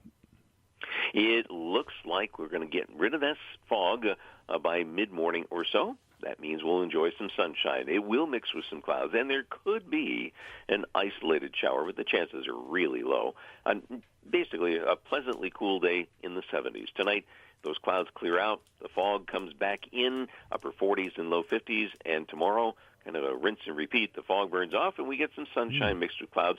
I don't really think we're going to see any showers tomorrow. I think tomorrow's just going to be one of those very nice August days. Temperatures will be in the 70s. Saturday night, again, clear, valley fog, 40s and 50s.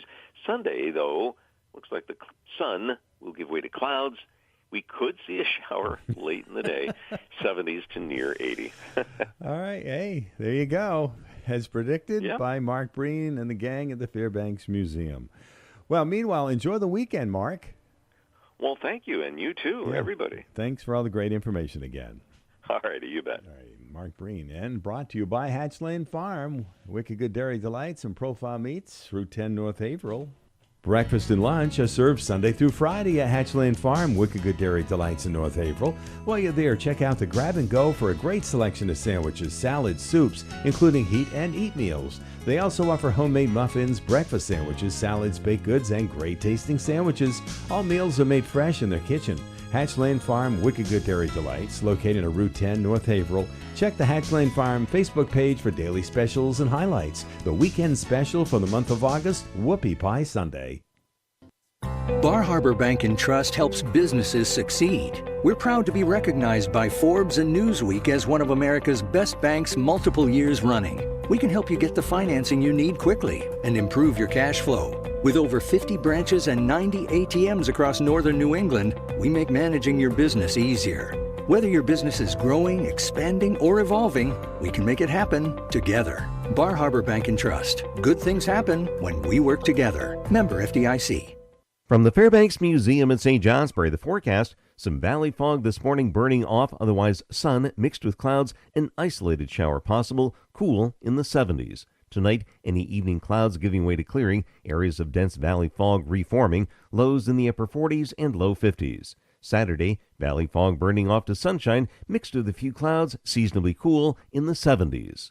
I'm meteorologist Mark Breen for WYKR. Hey, Mark, 7:45. We're in the mid-50s, heading for the mid to upper 70s today, but a lot less humidity than what we have been experiencing. Updated weather this time brought to you by Bar Harbor Bank and Trust. You can visit them online at barharbor.bank. It's award-winning banking every day across northern New England.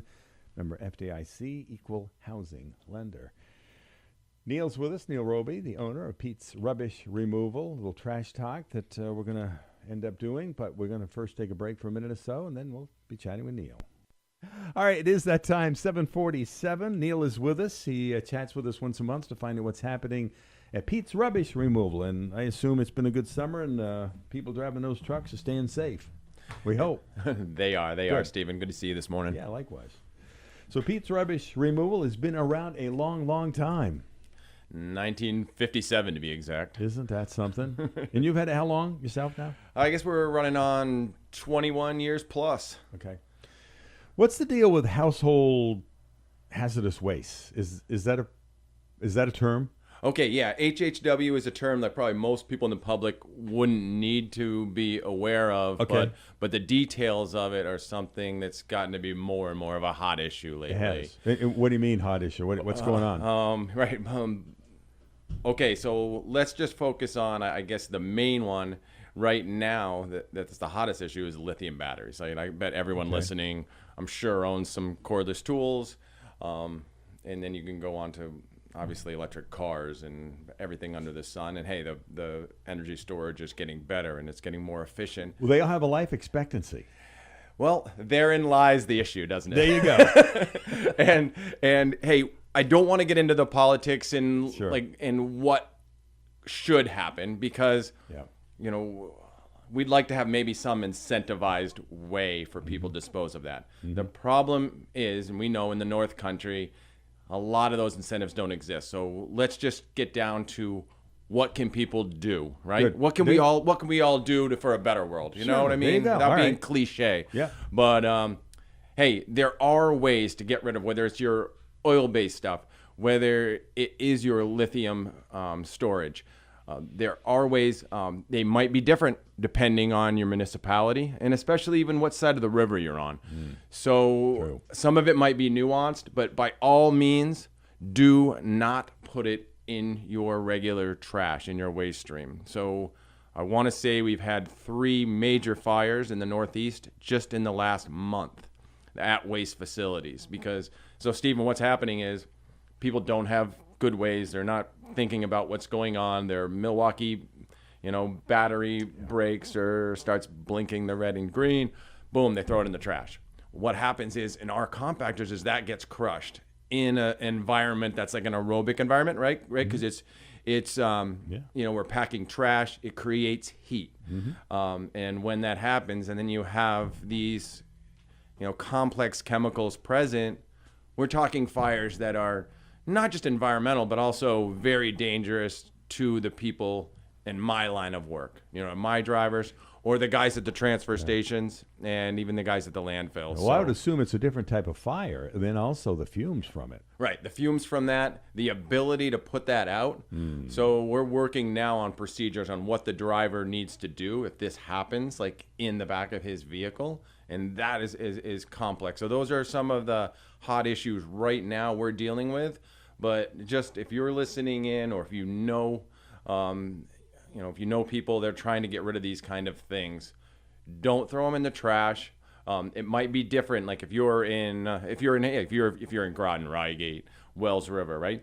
Then you guys already know, right? You can go to School Street in East Rygate, and they have, Gene and Don and the guys over there have an awesome disposal place for those things to be recycled. Yeah. In New Hampshire, it is a little bit more nuanced. So depending on what town you're in, we can send you either to Lebanon, Littleton, or we can even work out other ways. Yeah. I wish that it was super easy, but just in short, for today's conversation, not in the trash. If you're in question, then email or reach out to us at Pete's Rubbish.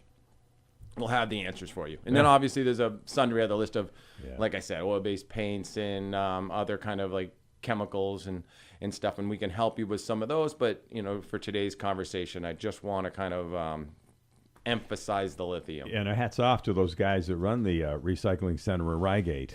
And you don't have to be a resident. All you have to do is pay the fee, and you could be from somewhere else, and they'll take care of you. I mean, that place they do a great job. They do. I think, in my opinion, they do the best job of any of the recycle centers around here. You know, it's one-stop shopping, and the way that they separate all the items into the different like pallets and gaylords, it's a way to ensure that the items are actually getting recycled. And at the end of the day, I think that's what we're after. I think, too, bringing up this lithium battery thing, it could also be a little unsafe, too, if you think you're safe, out in your workshop, just putting these in the charger and then leaving it until the next time you want to use it. That could be a situation, too. So you might want to monitor that, because sometimes those batteries do heat up, and you can end up with a situation as well. Right. I think they're recommending now, Stephen, to have like an actually enclosed storage, breathable storage for those items, because the quote-unquote smart chargers is what's burned down. I know that big logging shop was A&B, and then there was a couple others that burned down major shops because the smart chargers weren't as smart as we thought that they might be, continued charging once they got to capacity. And those are good words of advice. So other than that, asbestos and some of these other things that they have to worry about. If your customers, or if they're not even customers of yours, they have concerns, they can email you or give you a call, or even stop in during your hours, I guess. Of course. That's kind of what we're about. So, whether it's, Jennifer MP or Ryan Press or myself, we're all trained to answer these questions. Sometimes we don't have the answers, right? Yeah. If we don't have the answers, we'll find them. So by all means, don't hesitate to reach out, if you have questions. So let's watch out for our environment and also our future generations. Amen. What do you want to leave us with today? Let's do a quick employee spotlight. Do it. We got a few minutes. Sure. Hey, I just want to shout out to our newest driver, who's not super new. I think he started, I want to say beginning of May, is Ryan Prescott. Young fella from Bradford, who's just kind of a old school personality. Puts his head down, goes to work, no nonsense. And I just want to say, from our group and our customers, especially if you guys are on the Vermont side, he's picking up most of your household trash, doing a super job. And I just got to say, when I jump in the truck after him, I can tell because it's spotless. Nice. And to me, that just shows not just, respect for the equipment, but respect for the position and respect for yourself. You know what I mean?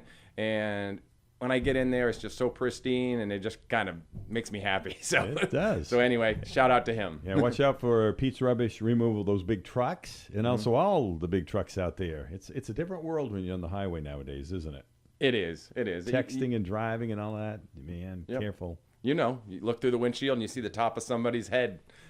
You guys are up there. You got a bird's eye view. We do. We do, my friend. Thanks, Neil. All right, thank you. Neil Robie, the owner of Pete's Rubbish Removal. And that is our Trash Talk.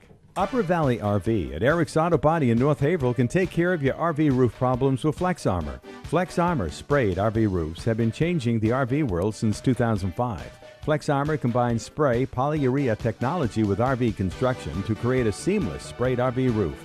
No more caulking is required to keep your RV watertight.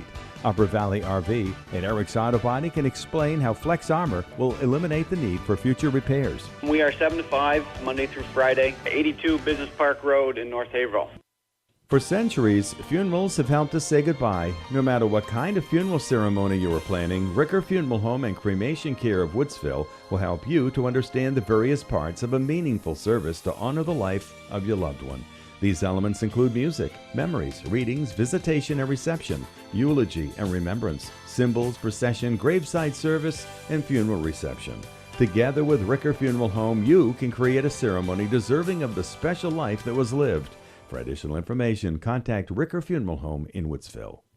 From the Fairbanks Museum in St. Johnsbury, the forecast: some valley fog this morning burning off, otherwise sun mixed with clouds, an isolated shower possible, cool in the 70s. Tonight, any evening clouds giving way to clearing, areas of dense valley fog reforming, lows in the upper 40s and low 50s. Saturday, valley fog burning off to sunshine, mixed with a few clouds, seasonably cool in the 70s.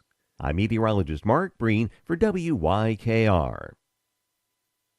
As for all of Northeast Vermont, Northwest New Hampshire, brought to you by Ricker Funeral Home right there in Woodsville. They're also online at Ricker FH, or give them a call at 603-747-2717. A couple of minutes away from checking out network news, top of the hour. Finally, Red Sox win a game. Losing streak over. 7-0 the final score in Toronto. Winning pitcher Peyton Torley. Brilliant for 8 innings. Red Sox manager Chad Tracy. In so doing, got a lot of early count swings. You kind of look up and saw the pitch count where it was at. A lot of early count swings, a lot of weak contact. Had the fastball, got on the hands quite a bit. We needed a deep start. We got a great deep start, needed a win, gave us a win. He was awesome. Chad Tracy. Key offensive moment, no question.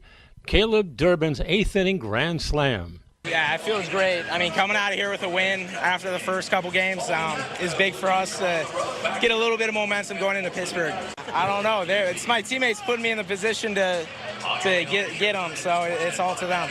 It's all right. It's all right. It's good enough. That's all that matters. It's good enough. Caleb Durbin, Red Sox 8, Toronto, no score. Sox in Pittsburgh tonight. Follow me, Tom Cuddy Sports. We're approaching 8 o'clock, and a busy 8 o'clock hour it's going to be. Coming out of top of the hour network news, chatting with West Ward Auto Repair. Conversation recently with Batchelder Carpentry, then Valley Floors, then the Party Store, and then we'll have guests representing Newbury and the 250th.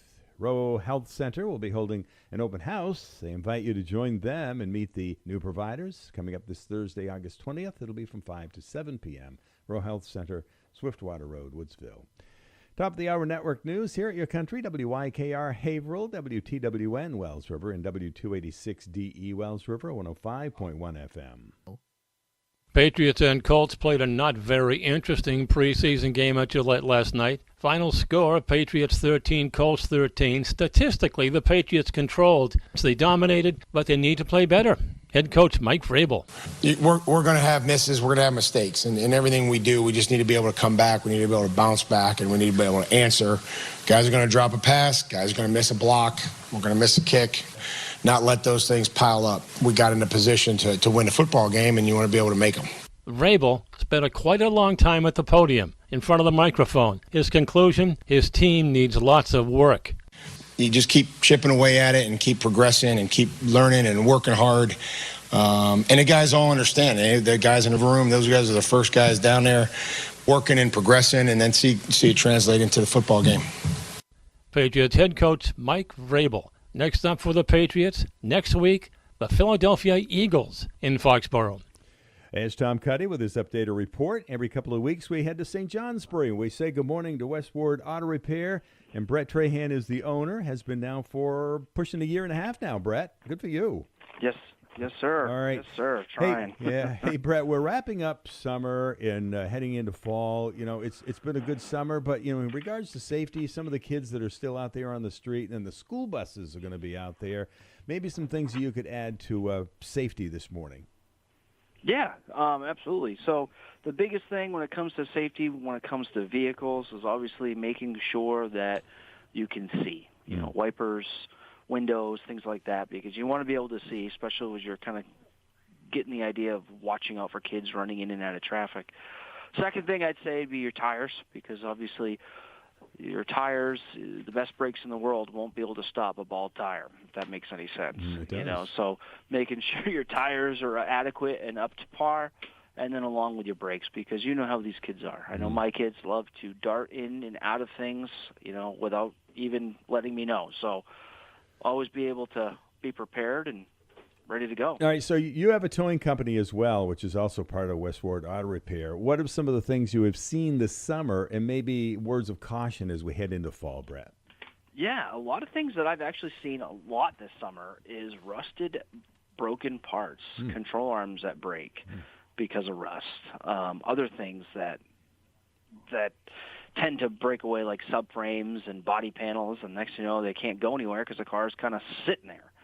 So I've seen that a lot. Hydroplaning with, you know, less adequate tires, that's been a huge issue. But yeah, there's been, other than that, it's been pretty well the same stuff. Yeah, well, as you know, we're right here on the border, you know, on the Connecticut River, Vermont, New Hampshire. And New Hampshire, I guess, still doesn't have the inspection in place, right? That's correct. They do not have the inspection in place. Right. Which, you know, it's different here and there. Everyone's like, all right, well, we don't have to get our cars inspected. Well, the best part is I guess you should. You don't have the legal standpoint of them not having to be inspected, but looking at your cars, making sure your car is safe is obviously something that you want to do as a driver responsibility. Well, the other thing is, New Hampshire resident, if they're not putting their vehicle in for inspection, they can still book it into Westward Auto Repair for a safety check. Safety checks, yep. We'll do that, and a lot of times we'll do the safety checks for free. Sure. Along with any other service that comes through, or even if you just request a free safety check, we'll get that done. Because the last thing we want to do is have a vehicle that we have to pick up on the side of the road. Sure. When it could be avoided. All right. So let's talk about Westward Auto Repair, your hours, and as we start wrapping up summer and into fall, maybe your last words of advice before we chat in a couple of weeks. Yeah. So we're here Monday through Friday, 7 a.m. to 5. Obviously, the towing side, we're here 24 hours a day. Yeah. As you go into the summer school years, I urge you to just keep an eye on your vehicles, making sure it's ready. Do a couple test stops, as we know these kids like to run around. Yeah. And make sure that vehicle has no issues. And if you do, give us a call. Sure. 802-748-3636. Also online at westward.com. All right, Brett, back to work. We'll talk with you in a couple of weeks. Thank you very much. Thank you. And there you have it. We do that, as we said, every couple of weeks. We chat with the gang at Westward Auto Repair, doing a great job. Of course, Brett is the owner, along with his wife, Ashley. Sometimes we talk with Dave, and sometimes we talk with Danny at Westward Auto Repair. 7 minutes after 8, it's Friday with Steve and John. We're pushing 60 degrees as we speak, 75 to 80 for high temps today. And if you're planning your lunch, here's what you can enjoy today when you stop by Three Bears Country Barn, just up the street from us here on Route 302. Because it's Lou Del Grego's. Respect tradition, taste the difference by enjoying the sausage and fire roasted sweet peppers giant panuzzo sandwich with sauce and provolone. How about the specialty pizzas that are available, like Lou's Brisket Pie, white pizza, with their own smoked brisket, sweet onion, 3-cheese blend, finished with a tangy bourbon brown sauce. And the margarita, it's crushed Italian tomato sauce, and it's imported olive oil on it with the fresh Tom mozzarella and locally grown basil, and the fire-roasted sweet pepper sausage and onion pizza, which is good too. You can also add their house-made hot honey to any menu item. Fresh piped cannoli to order, and all the other great-tasting Lou D's classic pizzas that are on the menu. So check it out. It's Lou Del Grego's. You can stop by, respect tradition, and taste the difference at Three Bears Country Barn. It's approaching 8 minutes after 8 o'clock. Still to come this hour, a conversation with Valley Floors, a conversation with the Party Store, Newbury 250th update, and we're moments away from a conversation that Joshua Smith had recently with Batchelder Carpentry. Glad you could be with us this morning here at Your Country. So we're excited to have back into the studio Steve Batchelder and Tonya Palmer from vtcarpenter.com, Batchelder Carpentry LLC. Good morning.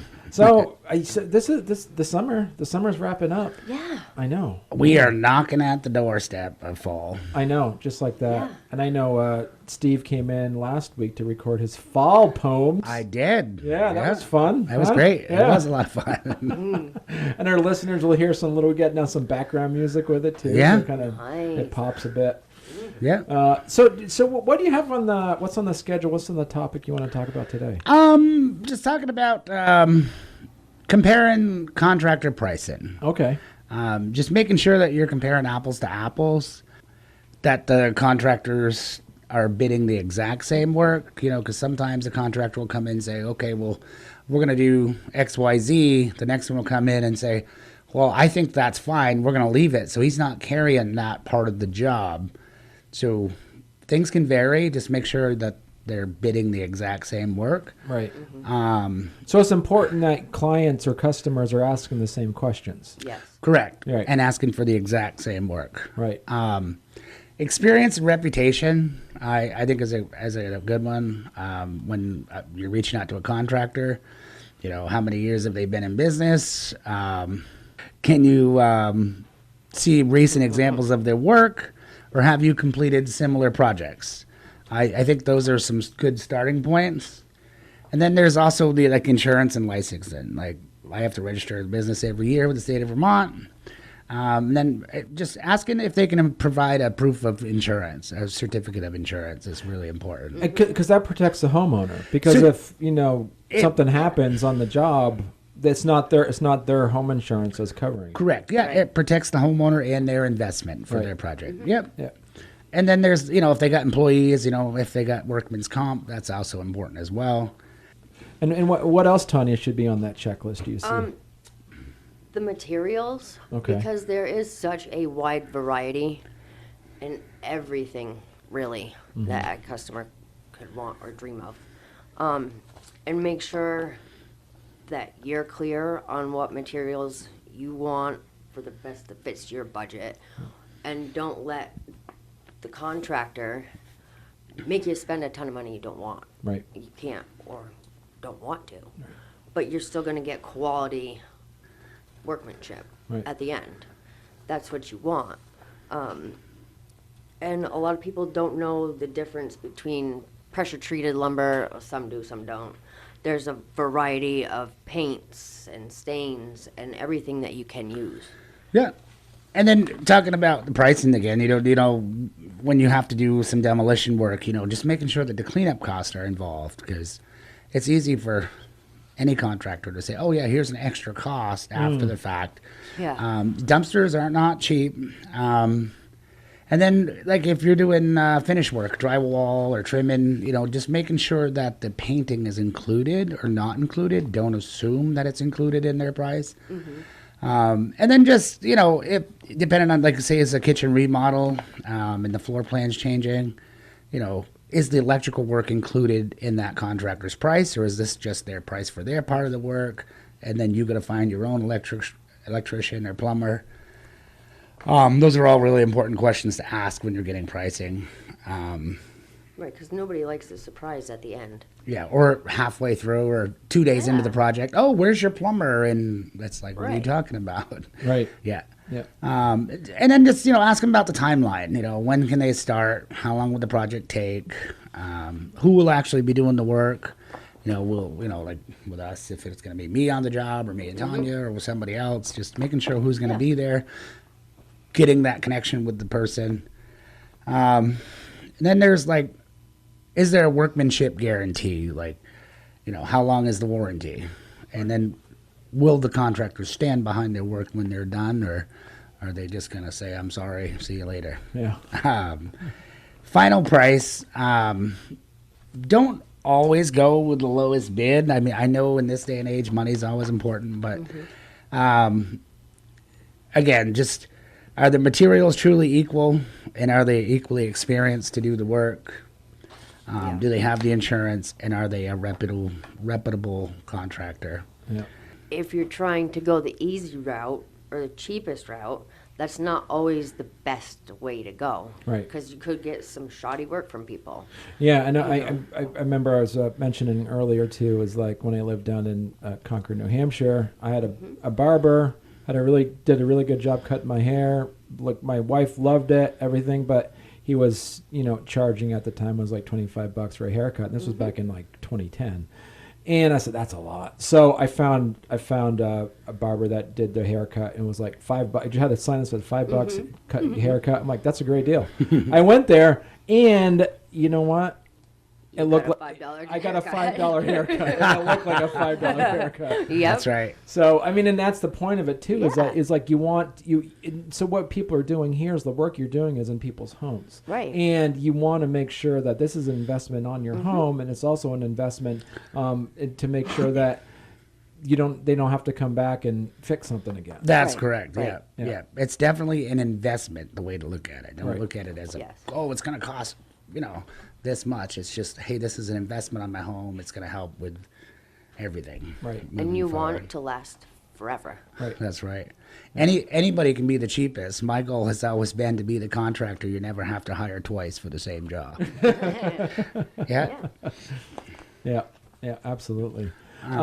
And so do you guys have a checklist then on your website that someone can look at? And and as I say, at the end of the day, it might not be that they might not be working with Batchelder Carpentry, but at least you have a resource Correct. that customers can be educated on. Yep. It should be available on vtcarpenter.com on our website. Go on and check it out. Yep. Excellent. Any final comments? I just want. I understand everyone wants a fair price. I do too. I try to be I don't try to be the cheapest contractor in town. I work hard to give you the best value. When you hire Batchelder Carpentry, you're getting more than a number on a piece of paper. You're getting over 25 years experience, quality materials, full insurance, honest communication, and the job done right the first time. There you go. Absolutely. And that's the important. It's getting done right the first time. Right. Yeah. Excellent. All right. Anything from you, Tonya? If you have anything you have in mind to want to upgrade in your house or add to your house or whatever it may be, give us a call at 802-793-3071 or shoot us an email or look on our website at vtcarpenter.com. Excellent. That's right. Yeah. Fall and winter's coming. We like doing kitchens and bathrooms in the winter. So plan today. Plan today. Yes, all right. Absolutely. Thank you so much. Thank you. Thanks.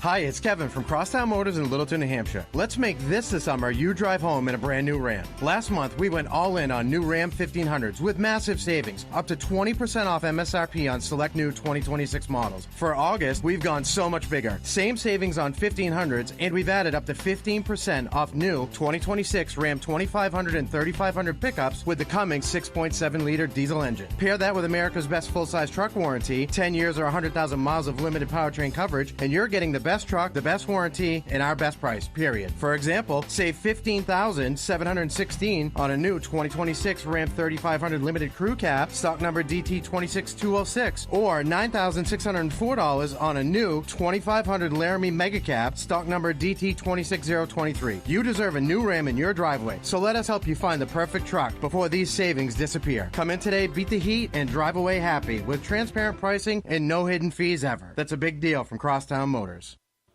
All right, making contact with Valley Floors right there in Bradford. We sometimes chat with the owner, Ryan Chase, sometimes Ryan Hollister, and quite often with Mr. Hodge. How you doing, Craig? I'm good this morning, Steve. Thank you. How are you? Good. I guess you're still jumping up and kind of pinch hitting this morning, right? I am jumping up and pinch hitting. Well, good for you. All right, we talked a little bit about you last week when we talked, of course, with Ryan Chase, the owner. At the end of our conversation, we gave kudos to you and what a great job you do with all of the window offerings at Valley thank you. Floors. I appreciate that. Yeah. So here we are. We don't want to say we're wrapping up summer, but we're losing daylight, heading to fall in a hurry. So as we transition, how are you helping out the listeners? Yeah, I mean, it's business is still good. I'm still busy with doing things. Mm-hmm. You know, I mean, as long as the sun shines, we're good. Good. But coming into the winter months, you know, people come in and start thinking about, you know, shades for the windows to kind of hold the heat in and keep the cold out. And so I've got a lot of, you know, options there if they want to come in and have a look, and we'll go from there. What kind of a summer has it been? You know, people in their vacation homes and their, you know, new construction and stuff. What's going on out there? It's been good. I mean, you know,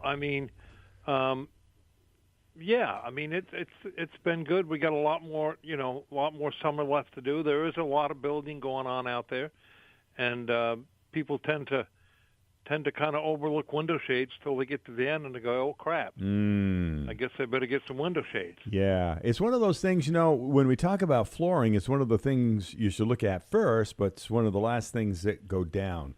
What is that kind of the same thing with your window offerings, Correct. Greg? Correct, yes. You know, the window coverings want to be sort of one of the last things that go in, just because you don't want to get them dirty, dusty, and everything on them if people are still in there working. So it's kind of the end, you know, one of the last things that goes in. Mm-hmm. You know, the windows have got to be all cased and they've got to be all finished. And, yeah, it's you know, people just sometimes they look at it and go, it's all just window shades. Well, it's a lot more than window shades. Yeah.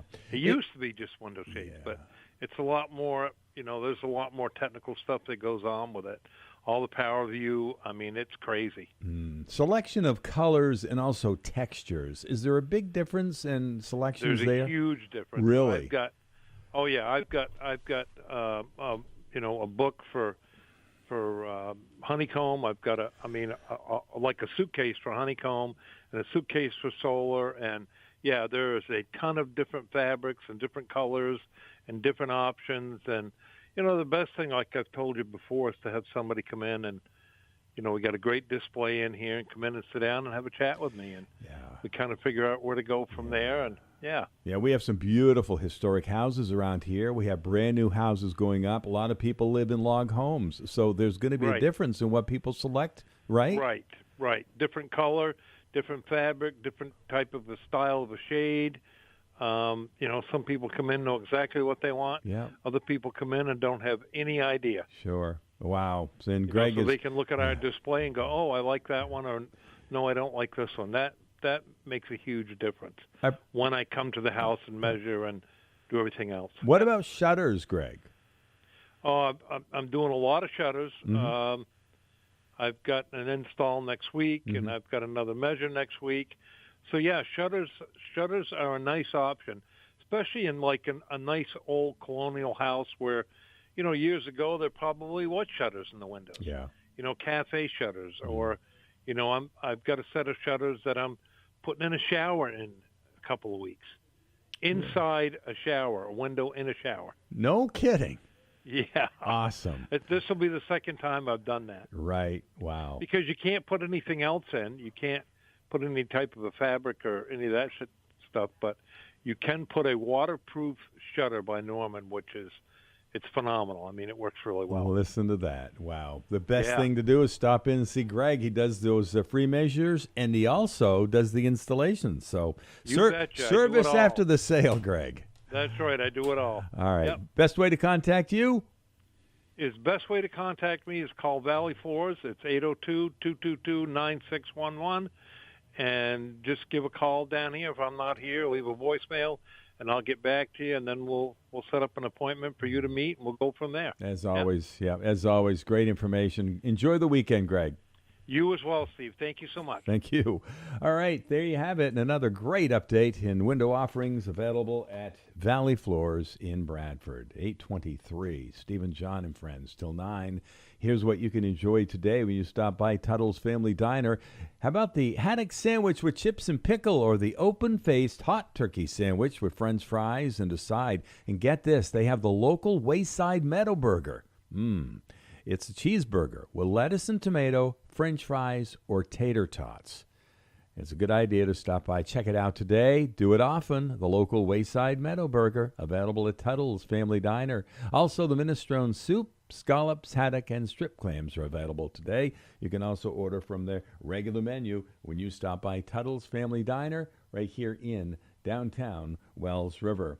Glad you could be part of our morning. Stephen, John, and Friends right up until 9 o'clock. We're going to check out the forecast, and then we'll head to Woodsville and have a conversation with Liz Shelton at the Party Store. This weather is being brought to you by PTO's Repair, your local Fisher authorized dealer at 802-222-6152, and they're now located at 2320 Route 5 in Fairleigh. PTO's wants you to know. If you are planning to purchase a new Fisher plow or sander this year, now is the time. Our 2026 order will be here soon. If you are wondering what plow best fits your vehicle, go to our website and click eMatch, or give us a call.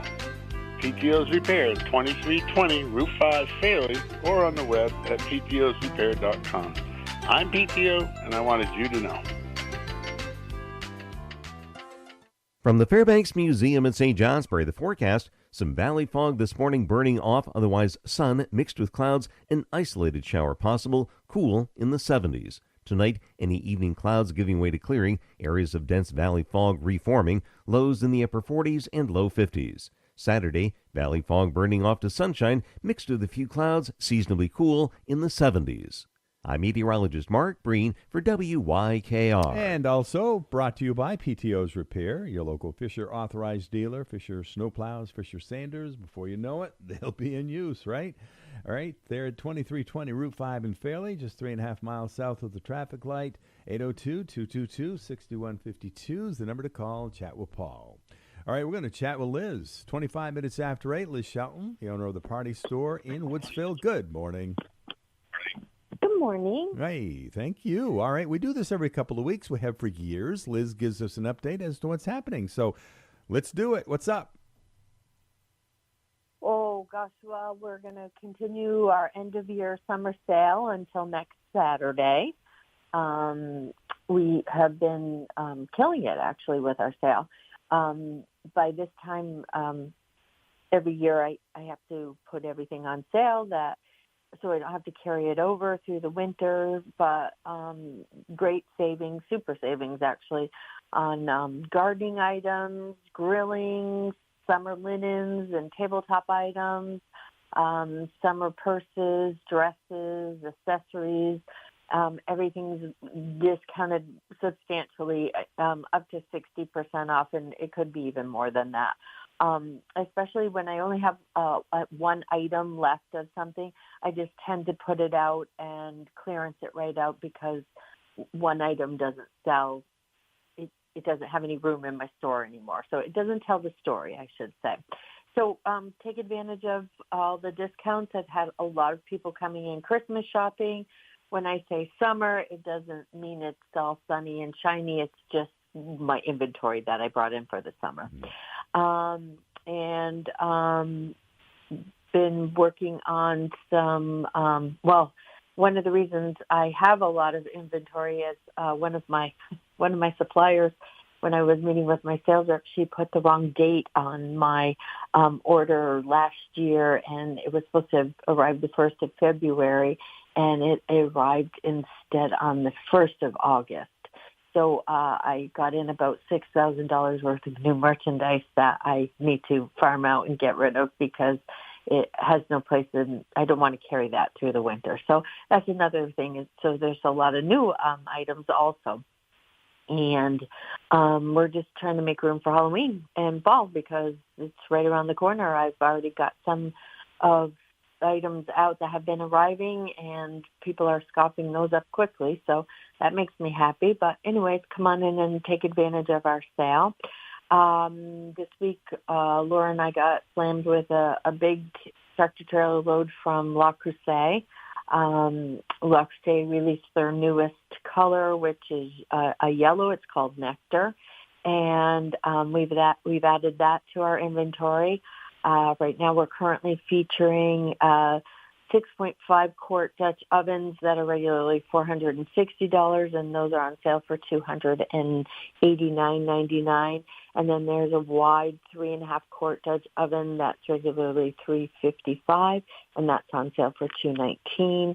And then there's several other in-house specials going on with La Crusade that we've taken advantage of, so we can pass it on to our customers. And I've been working a lot on knife orders for fourth quarter. We have some very good knife specials that will go through the next 4 months. And, I just let people know we're always on hand to help people with their knife choices, and that we take the time to explain the benefits of good quality knives. Most times for people, it's going to be a one-time buy. You don't have to keep replacing your knives when you buy good quality ones. And so we're here to help you, whether you just want a knife or you want a set. We're here to help you, with the right choice for your needs. And it's canning and freezing time. We have a great selection of pressure cooker canners from Wisconsin Aluminum, All-American. We have stock pots from 12 quart to 24 quart. Food processors, I think we go from 7 cup all the way to 14 cup, and there's lots in between. We sell a lot of Cuisinart food processors, and, I'm happy to help people select the right one for their needs. Not all not all food processors are the same. Some have different cup sizes, some have bowl sizes, some have different motor sizes. It depends on what you do. If you like to make dough with yours, if you're processing vegetables, so I try to go over that with everyone and help them make the right choice. What else do we have going on? We have good knives for your putting up your gardens, canning, freezing, cutting boards, and all kinds of accessories for canning at the store. And then we continue to be very busy with tuxedo and suit rentals. It is full-on wedding season right now, and it will go on through. And I think my last one I have right now is around the second week in October. But you never know what's going to come in. It's still a couple months away. So weddings have been very busy right now, and we appreciate everyone contacting us. And then Lang calendars are in for this year, for next year. Yeah. Puzzles, Christmas cards from Lang, as well as puzzles from the Vermont Christmas Company, and just new items coming in. We order... somebody came in yesterday and said, I came to see what's new. And I'm thinking, probably about 30 different orders are new since the last time we were here. So, it's always, everything's always busy, evolving, and it's been a great summer. Lots and lots of visitors, but also, local support is always appreciated, that's for sure. And I just remind people of services. We do knife sharpening, dry cleaning, drop-off pickup, and we rent and sell tuxedos and suits. And that's what we're at. That is awesome. Shop local, as Liz just said, and we are so fortunate to have your beautiful store right here in downtown Woodsville, Liz. Thank you. Yeah. Thank you. I appreciate it. Indeed. We'll chat in a couple of weeks. Okay. Have a great day. Great weekend. Bye-bye. Mm-hmm. Bye-bye. Yep. 8:32. We're moments away from a conversation with representatives from Newbury talking about the 250th. First, we're going to take a look at the weather. Compliments of House Right Construction, located in Route 5 near the historic Newbury Common. You may be thinking about building your dream house. You might be looking at a piece of land and need to know if it would be a good building site. Perhaps it's time to renovate a bathroom or to create cabinetry for your entertainment equipment. From crafting a house that nestles in the landscape to creating a cozy kitchen fit for a chef, House Right Construction has the professional know-how you need. House Right offers technical expertise and old-world craftsmanship, along with the old-fashioned business values of integrity and accountability. Whether you ask them to join you as your general contractor or want to consult with them at the earliest stages of your project, since 1985, House Right has brought a wide range of experience as a home builder in New Hampshire and Vermont. Large or small, they look at projects holistically, considering functionality and aesthetics. And they will be as dedicated to your project as you are. House Right Construction, Main Street South, Newbury, Vermont. Online at houseright.net. From the Fairbanks Museum in St. Johnsbury, the forecast: some valley fog this morning, burning off, otherwise sun mixed with clouds, an isolated shower possible, cool in the 70s. Tonight, any evening clouds giving way to clearing, areas of dense valley fog reforming, lows in the upper 40s and low 50s. Saturday, valley fog burning off to sunshine, mixed with a few clouds, seasonably cool in the 70s. I'm meteorologist Mark Breen for WYKR. All right, thank you very much, Mark. Updated look at the weather for all in northeast Vermont, northwest New Hampshire. 8:34, 58, heading for the mid and upper 70s. Clear blue, sunny skies as the fog is lifting out of the valley. And updated weather brought to you by House Right Construction, located on Route 5 near the historic Newbury Common. And speaking of Newbury, going to talk about the 250th. We want to welcome Carolyn Marsh via telephone. Good morning, Carolyn. Good morning. Glad that you could be with us this morning. And Richard Roderick is live in our studio. How you doing, Richard? I'm doing pretty good. Good. Thank you. Good to have both of you with us this morning, like I said, via telephone and also live in our studio. So let's talk with you, Carolyn, first, because you're on the phone. Let's get your update in regards to some of the things that are happening this weekend and also how you're representing the 250 years of the Tucker Mountain Day coming up on August 29th.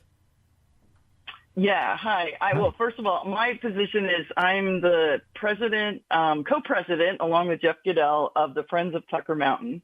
And we, along with the Newbury Historical Society, on August 29th are featuring an event that we're really excited about called 250 Years on Tucker Mountain. And basically what we want to do is we're going to have it's from 10 to 2, and it's in the east parking lot area. We have a nice little green there. And we're going to have several presenters as well as demonstrations. Well, first thing we're going to have is we want to think about Tucker Mountain, what's happened there over the last 250 years. And the first presenter we're going to have is our local forester, AJ Folensby, who is going to give us a history of the flora and fauna in Tucker Mountain over the last 250 years, what's happened there.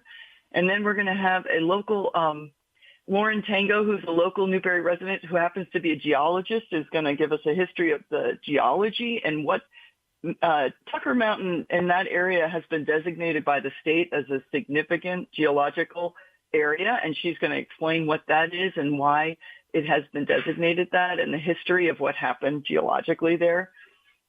And then we're going to have we're asking people to come and picnic, bring a lunch, and we're going to have a time where we're going to have some live music. We're going to have the Tucker Mountain Boys, who they're a group of local musicians, and you might have known they're also they go by many different names. They're also I think a lot of Emersons are in it. And then we're having the Sacred Harp Singers. They are led. They've been meeting in the Newbury Townhouse, and it's also called Shape Note Singing, using the Sacred Heart singing book. And we're also going to have during that time a demonstration of apple pressing. So people, if you can come and do a little apple pressing and see how that's been done over the last 250 years, as well as corn shelling by Larry Scott and Peggy Hughes are going to bring a corn sheller. And then we will have also John Jane, who's a local horse logger. He's going to be actually doing logging, cutting down a tree and logging that. And the wood that he's going to get from that, we're actually going to be raffling off for could be half a quart of wood. And he's going to demonstrate how the technique of using a draft horse to bring the wood out of the forest and then cut it up. And then we also are having 2 oxen. And they will be pulling an oxen a cart, and just how that would, oxen were used quite a lot to clear the land in this area. So we want to just show how you would work with an oxen team to haul things away, especially rocks. And then in the afternoon, after lunch, John Marsh, my husband, is going to be giving a talk about the early settlers on Tucker Mountain, the families that first, came and lived there when it was first over the last 250 years, but the very early settlers. And then we're going to have to end the day, we're going to have a panel of locals, some of our older Newbury residents and not so old, but people that have significant memories to share about Tucker Mountain. And that's going to be Ray Clark, Robert Atwood, Erilyn Putnam, and Judy Vaughn. So it's going to be very fun, interesting, educational, and day we'd love to have people come out and enjoy the mountain and learn a little bit about the history from all aspects. Carolyn, can you give us just a brief update in regards to how the Tucker Mountain 5K went last weekend? Yeah, oh, sure. Yeah, we had it went really well. We had 17 participants in the race and the 5K and 13 in the 1 miler.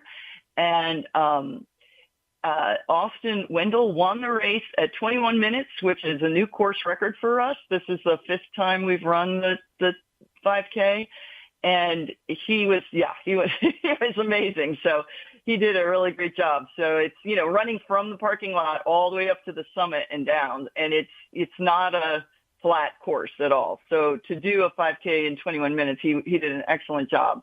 And everybody seemed to have a great time. We had wonderful prizes from our local vendors, and everybody, had a great time. And then we all went down to the parade at the West Newbury Festival. And that was also really a wonderful parade. The theme of the day was, red, white, and blue. And everyone came out and brought their red, white, and blue. I think it was one of our longer parades. We had, especially featuring, we had 4 fire trucks. We had a band. I teach a strength training class called the Hall Tones. We were all out there marching. We had a historic wagon with people dressed in, historic 250, again with the 250 theme, clothes from that era. So it was great. And this was our first year to actually partner with the Newbury Parks and Rec Department. So we had some activities that they sponsored, which was great too. So it was a really wonderful day. And the rain held off till after the parade and everything, so that was good. Yeah, that's helpful. Tucker Mountain Day is coming up actually on August 29th, and the time of that in a couple of weeks? 10 to 2. Lots going to happen between 10 and 2, that's for sure. So in the last 4 or 5 years, any tidbits of information that have come up in discoveries on Tucker Mountain that you could share with us this morning, Carolyn? Well, the big thing, too, that's going on up there right now is I can talk about, we're building, we are in the process. We had just done a capital campaign for the last 2 years to build an all-persons trail. And that's actually, we met our goal, and that's in process this fall. We awarded, the town of Newbury awarded a contract to Upper Valley Land Trust to build an all-persons trail, which will be, it'll be wonderful to be able to have the ability for people of all, with limited mobility and wheelchairs or people pushing strollers to be able to be in the mountain. And right now, as we speak, we're in the midst of, as part of that trail, building a Chinese woven arch bridge. The bridge has actually been built. It's been disassembled, and it's going to be over the Vance Brook in the forest. So this is a huge undertaking. We raised a lot of money for it, and now we're getting the fruit of our labors. And it's been a lot of volunteers have been out there helping with the abutments for the bridge. And on Tucker Mountain Day, on the 29th, people will be able to see the work that's going on with the bridge. It won't probably be complete, but they will be able to see kind of as it's being assembled out there. Okay. So that's go ahead. Yeah. No, that's a lot of great information. Yeah. Remind our listeners again that Carolyn Marsh is with us. She's president of the Board of Friends of Tucker Mountain. Now, looking maybe 4 or 5 years ahead, what's going to be happening? Any more land acquisitions, or what have you got up your sleeve? Well, we have the town voted at town meeting a parcel of land that adjoins the town forest was offered to sale to the town, and the town voted. What we're trying to do is the Friends of Tucker Mountain is trying to purchase that land, and then the town voted to accept that land if we acquire it and then give it to the town. It's a parcel that if you go to the saddle below the summit, it directly borders the town forest for a lot. It's 127 acres. So we got some grant money to help us to do that. We're in the process right now of hoping to try to make that happen. It's all dependent upon the appraisal of the land, how much it actually appraises for. The State of Vermont Housing and Conservation Board the state of Vermont's very interested in conserving land, especially up in that region because of the significance as a wildlife corridor, but also because of the geological significance of the area. So there's money available from the states that the Friends we can get as a grant to help us to do that. So we're hopeful that will happen, but we're waiting for an appraisal to come back and to see how much it appraises for the value of the property. So let's fingers crossed on that one. It would be lovely to add that to our existing 650 acres to add another 127. We're also have a project right now. We're partnering and got a grant from the U.S. Department of Agriculture to remove some invasive species. There's a lot of honeysuckle up there, and we're in the process of getting appraisals, getting some estimates from different certified companies that can help with the eradication of invasive species. After the summer of all this construction, we are just going to work on maintaining what we have, and I'd say for the next 5 years, maintaining what we have, and also just enjoying and enhancing, the forest. Yeah, well, being president, board of Friends of Tucker Mountain, this has been a great update. So maybe we should have you on sometime next year to see how things are progressing. That'd be great. Yeah. So, Richard is standing by. We remind our listeners again that your Tucker Mountain Day is coming up in a couple of weeks on August 29th. We're going to let you go momentarily. We know we're doing this via telephone, so right now we can ask if you have any final words in regards to that, and then we'll let you go and we'll transition to what Richard has. Yeah, just my only final words are thank you to all the local businesses and community members that have volunteered and support us. We feel that we are so lucky to have such a wonderful community to help us to do all these things in the forest, but this is for everyone to enjoy. So please come. It's your town forest. Come out and enjoy it, and especially this August 29th, where you can learn some things, have some fun, get some cider, and maybe win some firewood. You never know. Well, that's a great update. We certainly appreciate you taking some time this morning to give us an update in regards to what's happening at Tucker Mountain, Carolyn. Thank you. Take care. Have a great day. Thank you. All right. Bye-bye. Yeah, bye-bye. Thank you very much. Yeah, we'll get an update again, as we said, from Carolyn. A lot of great information there. Don't you agree? Well, yes. And one of the things is people think of Tucker Mountain today as this a great place to go hiking and enjoy the views. Mm-hmm. But in its early days, it was pretty active, and there were houses and buildings up there and things happening. Yeah. So it's really nice that the town was able to acquire it and preserve it, and so that people can continue to enjoy it. So. All right. You're here to give us an update in regards to what's happening tomorrow, August 15th. Yes. Down at the DAR, which is the Daughters of the American Revolution, at their chapter house, and I think it's on Oxbow Street down in Beautiful location. Yeah, it's an old... Just off Route 5, yeah. Yeah, and it's an old schoolhouse. Yeah, it's nice. Like many organizations are in old schoolhouses. True. Some of them are residences too. But Joy Williams is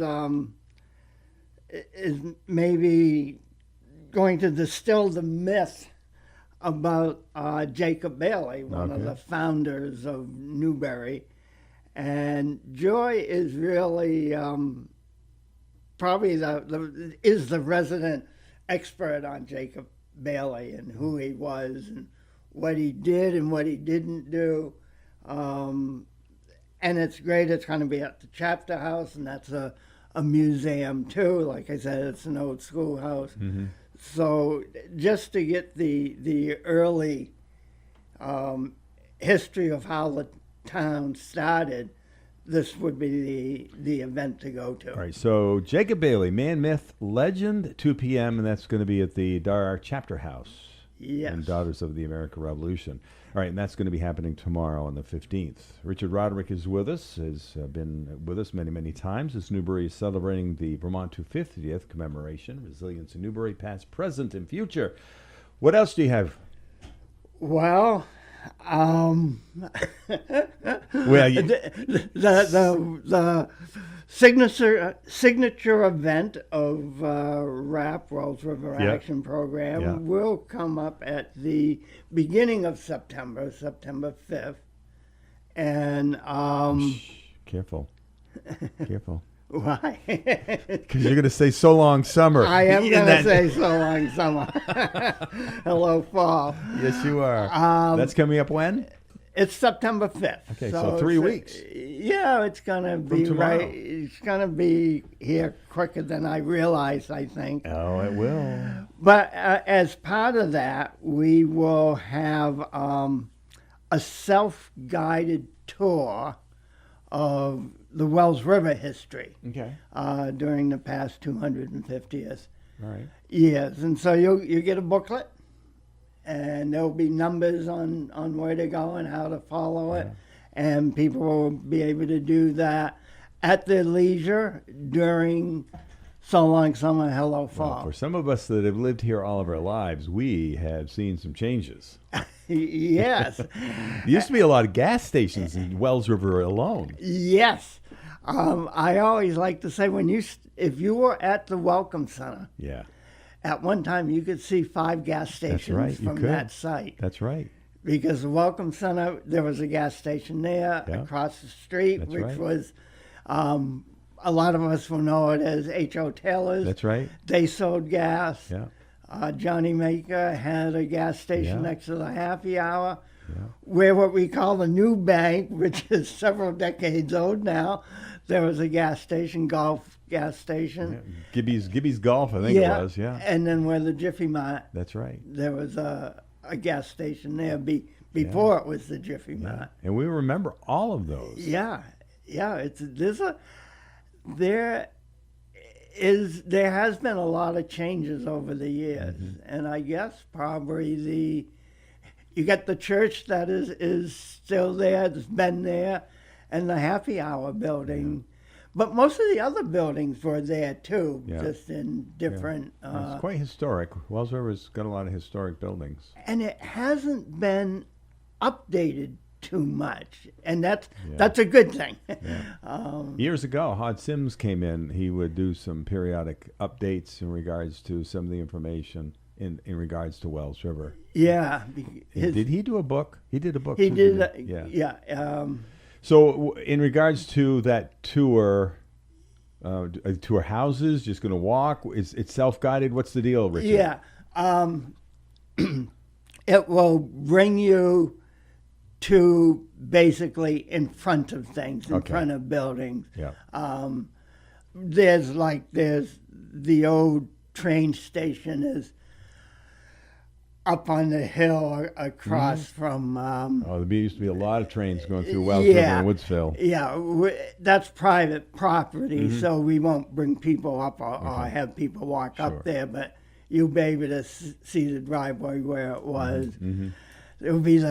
There'll be a sadness when you're standing in front of the old Wells River schoolhouse, because that was a grand old building before it burnt down. But there's a lot of little things that people probably don't know about Wells River, and taking this self-guided tour, you can spend as much time or as little time as you want. This is 3 weeks from tomorrow during the So Long Summer Hello Fall at Festival. the information booth, you'll be able to come and get at the festival information booth, not the Welcome Center, but at the festival registration information booth, we'll have booklets, and you can come and take out a booklet and walk around and look. So, we're going to take a break for the weather. Then we'll come back. We'll wrap up our conversation as we promote Newbury and its Vermont 250th commemoration. Okay. Sounds good. All right, Richard Roderick is with us, and Carolyn Marsh had joined us via telephone in regards to the great things they're doing at Tucker Mountain. Right now, though, update a look at the weather. It's 8:54, and we're sitting at about 60 degrees, heading for the mid and upper 70s. It's being brought to you by Dad's 4x Tool and Supply in St. Johnsbury and in Wells River. I always wanted to be a left fielder. Elmo, the folks at Dad's 4x Tool and Supply say you're pretty far out in left field already. Why? That's the left fielder's name. I want you to tell me the name of the player in left field. Why? I want to be a left fielder. Why?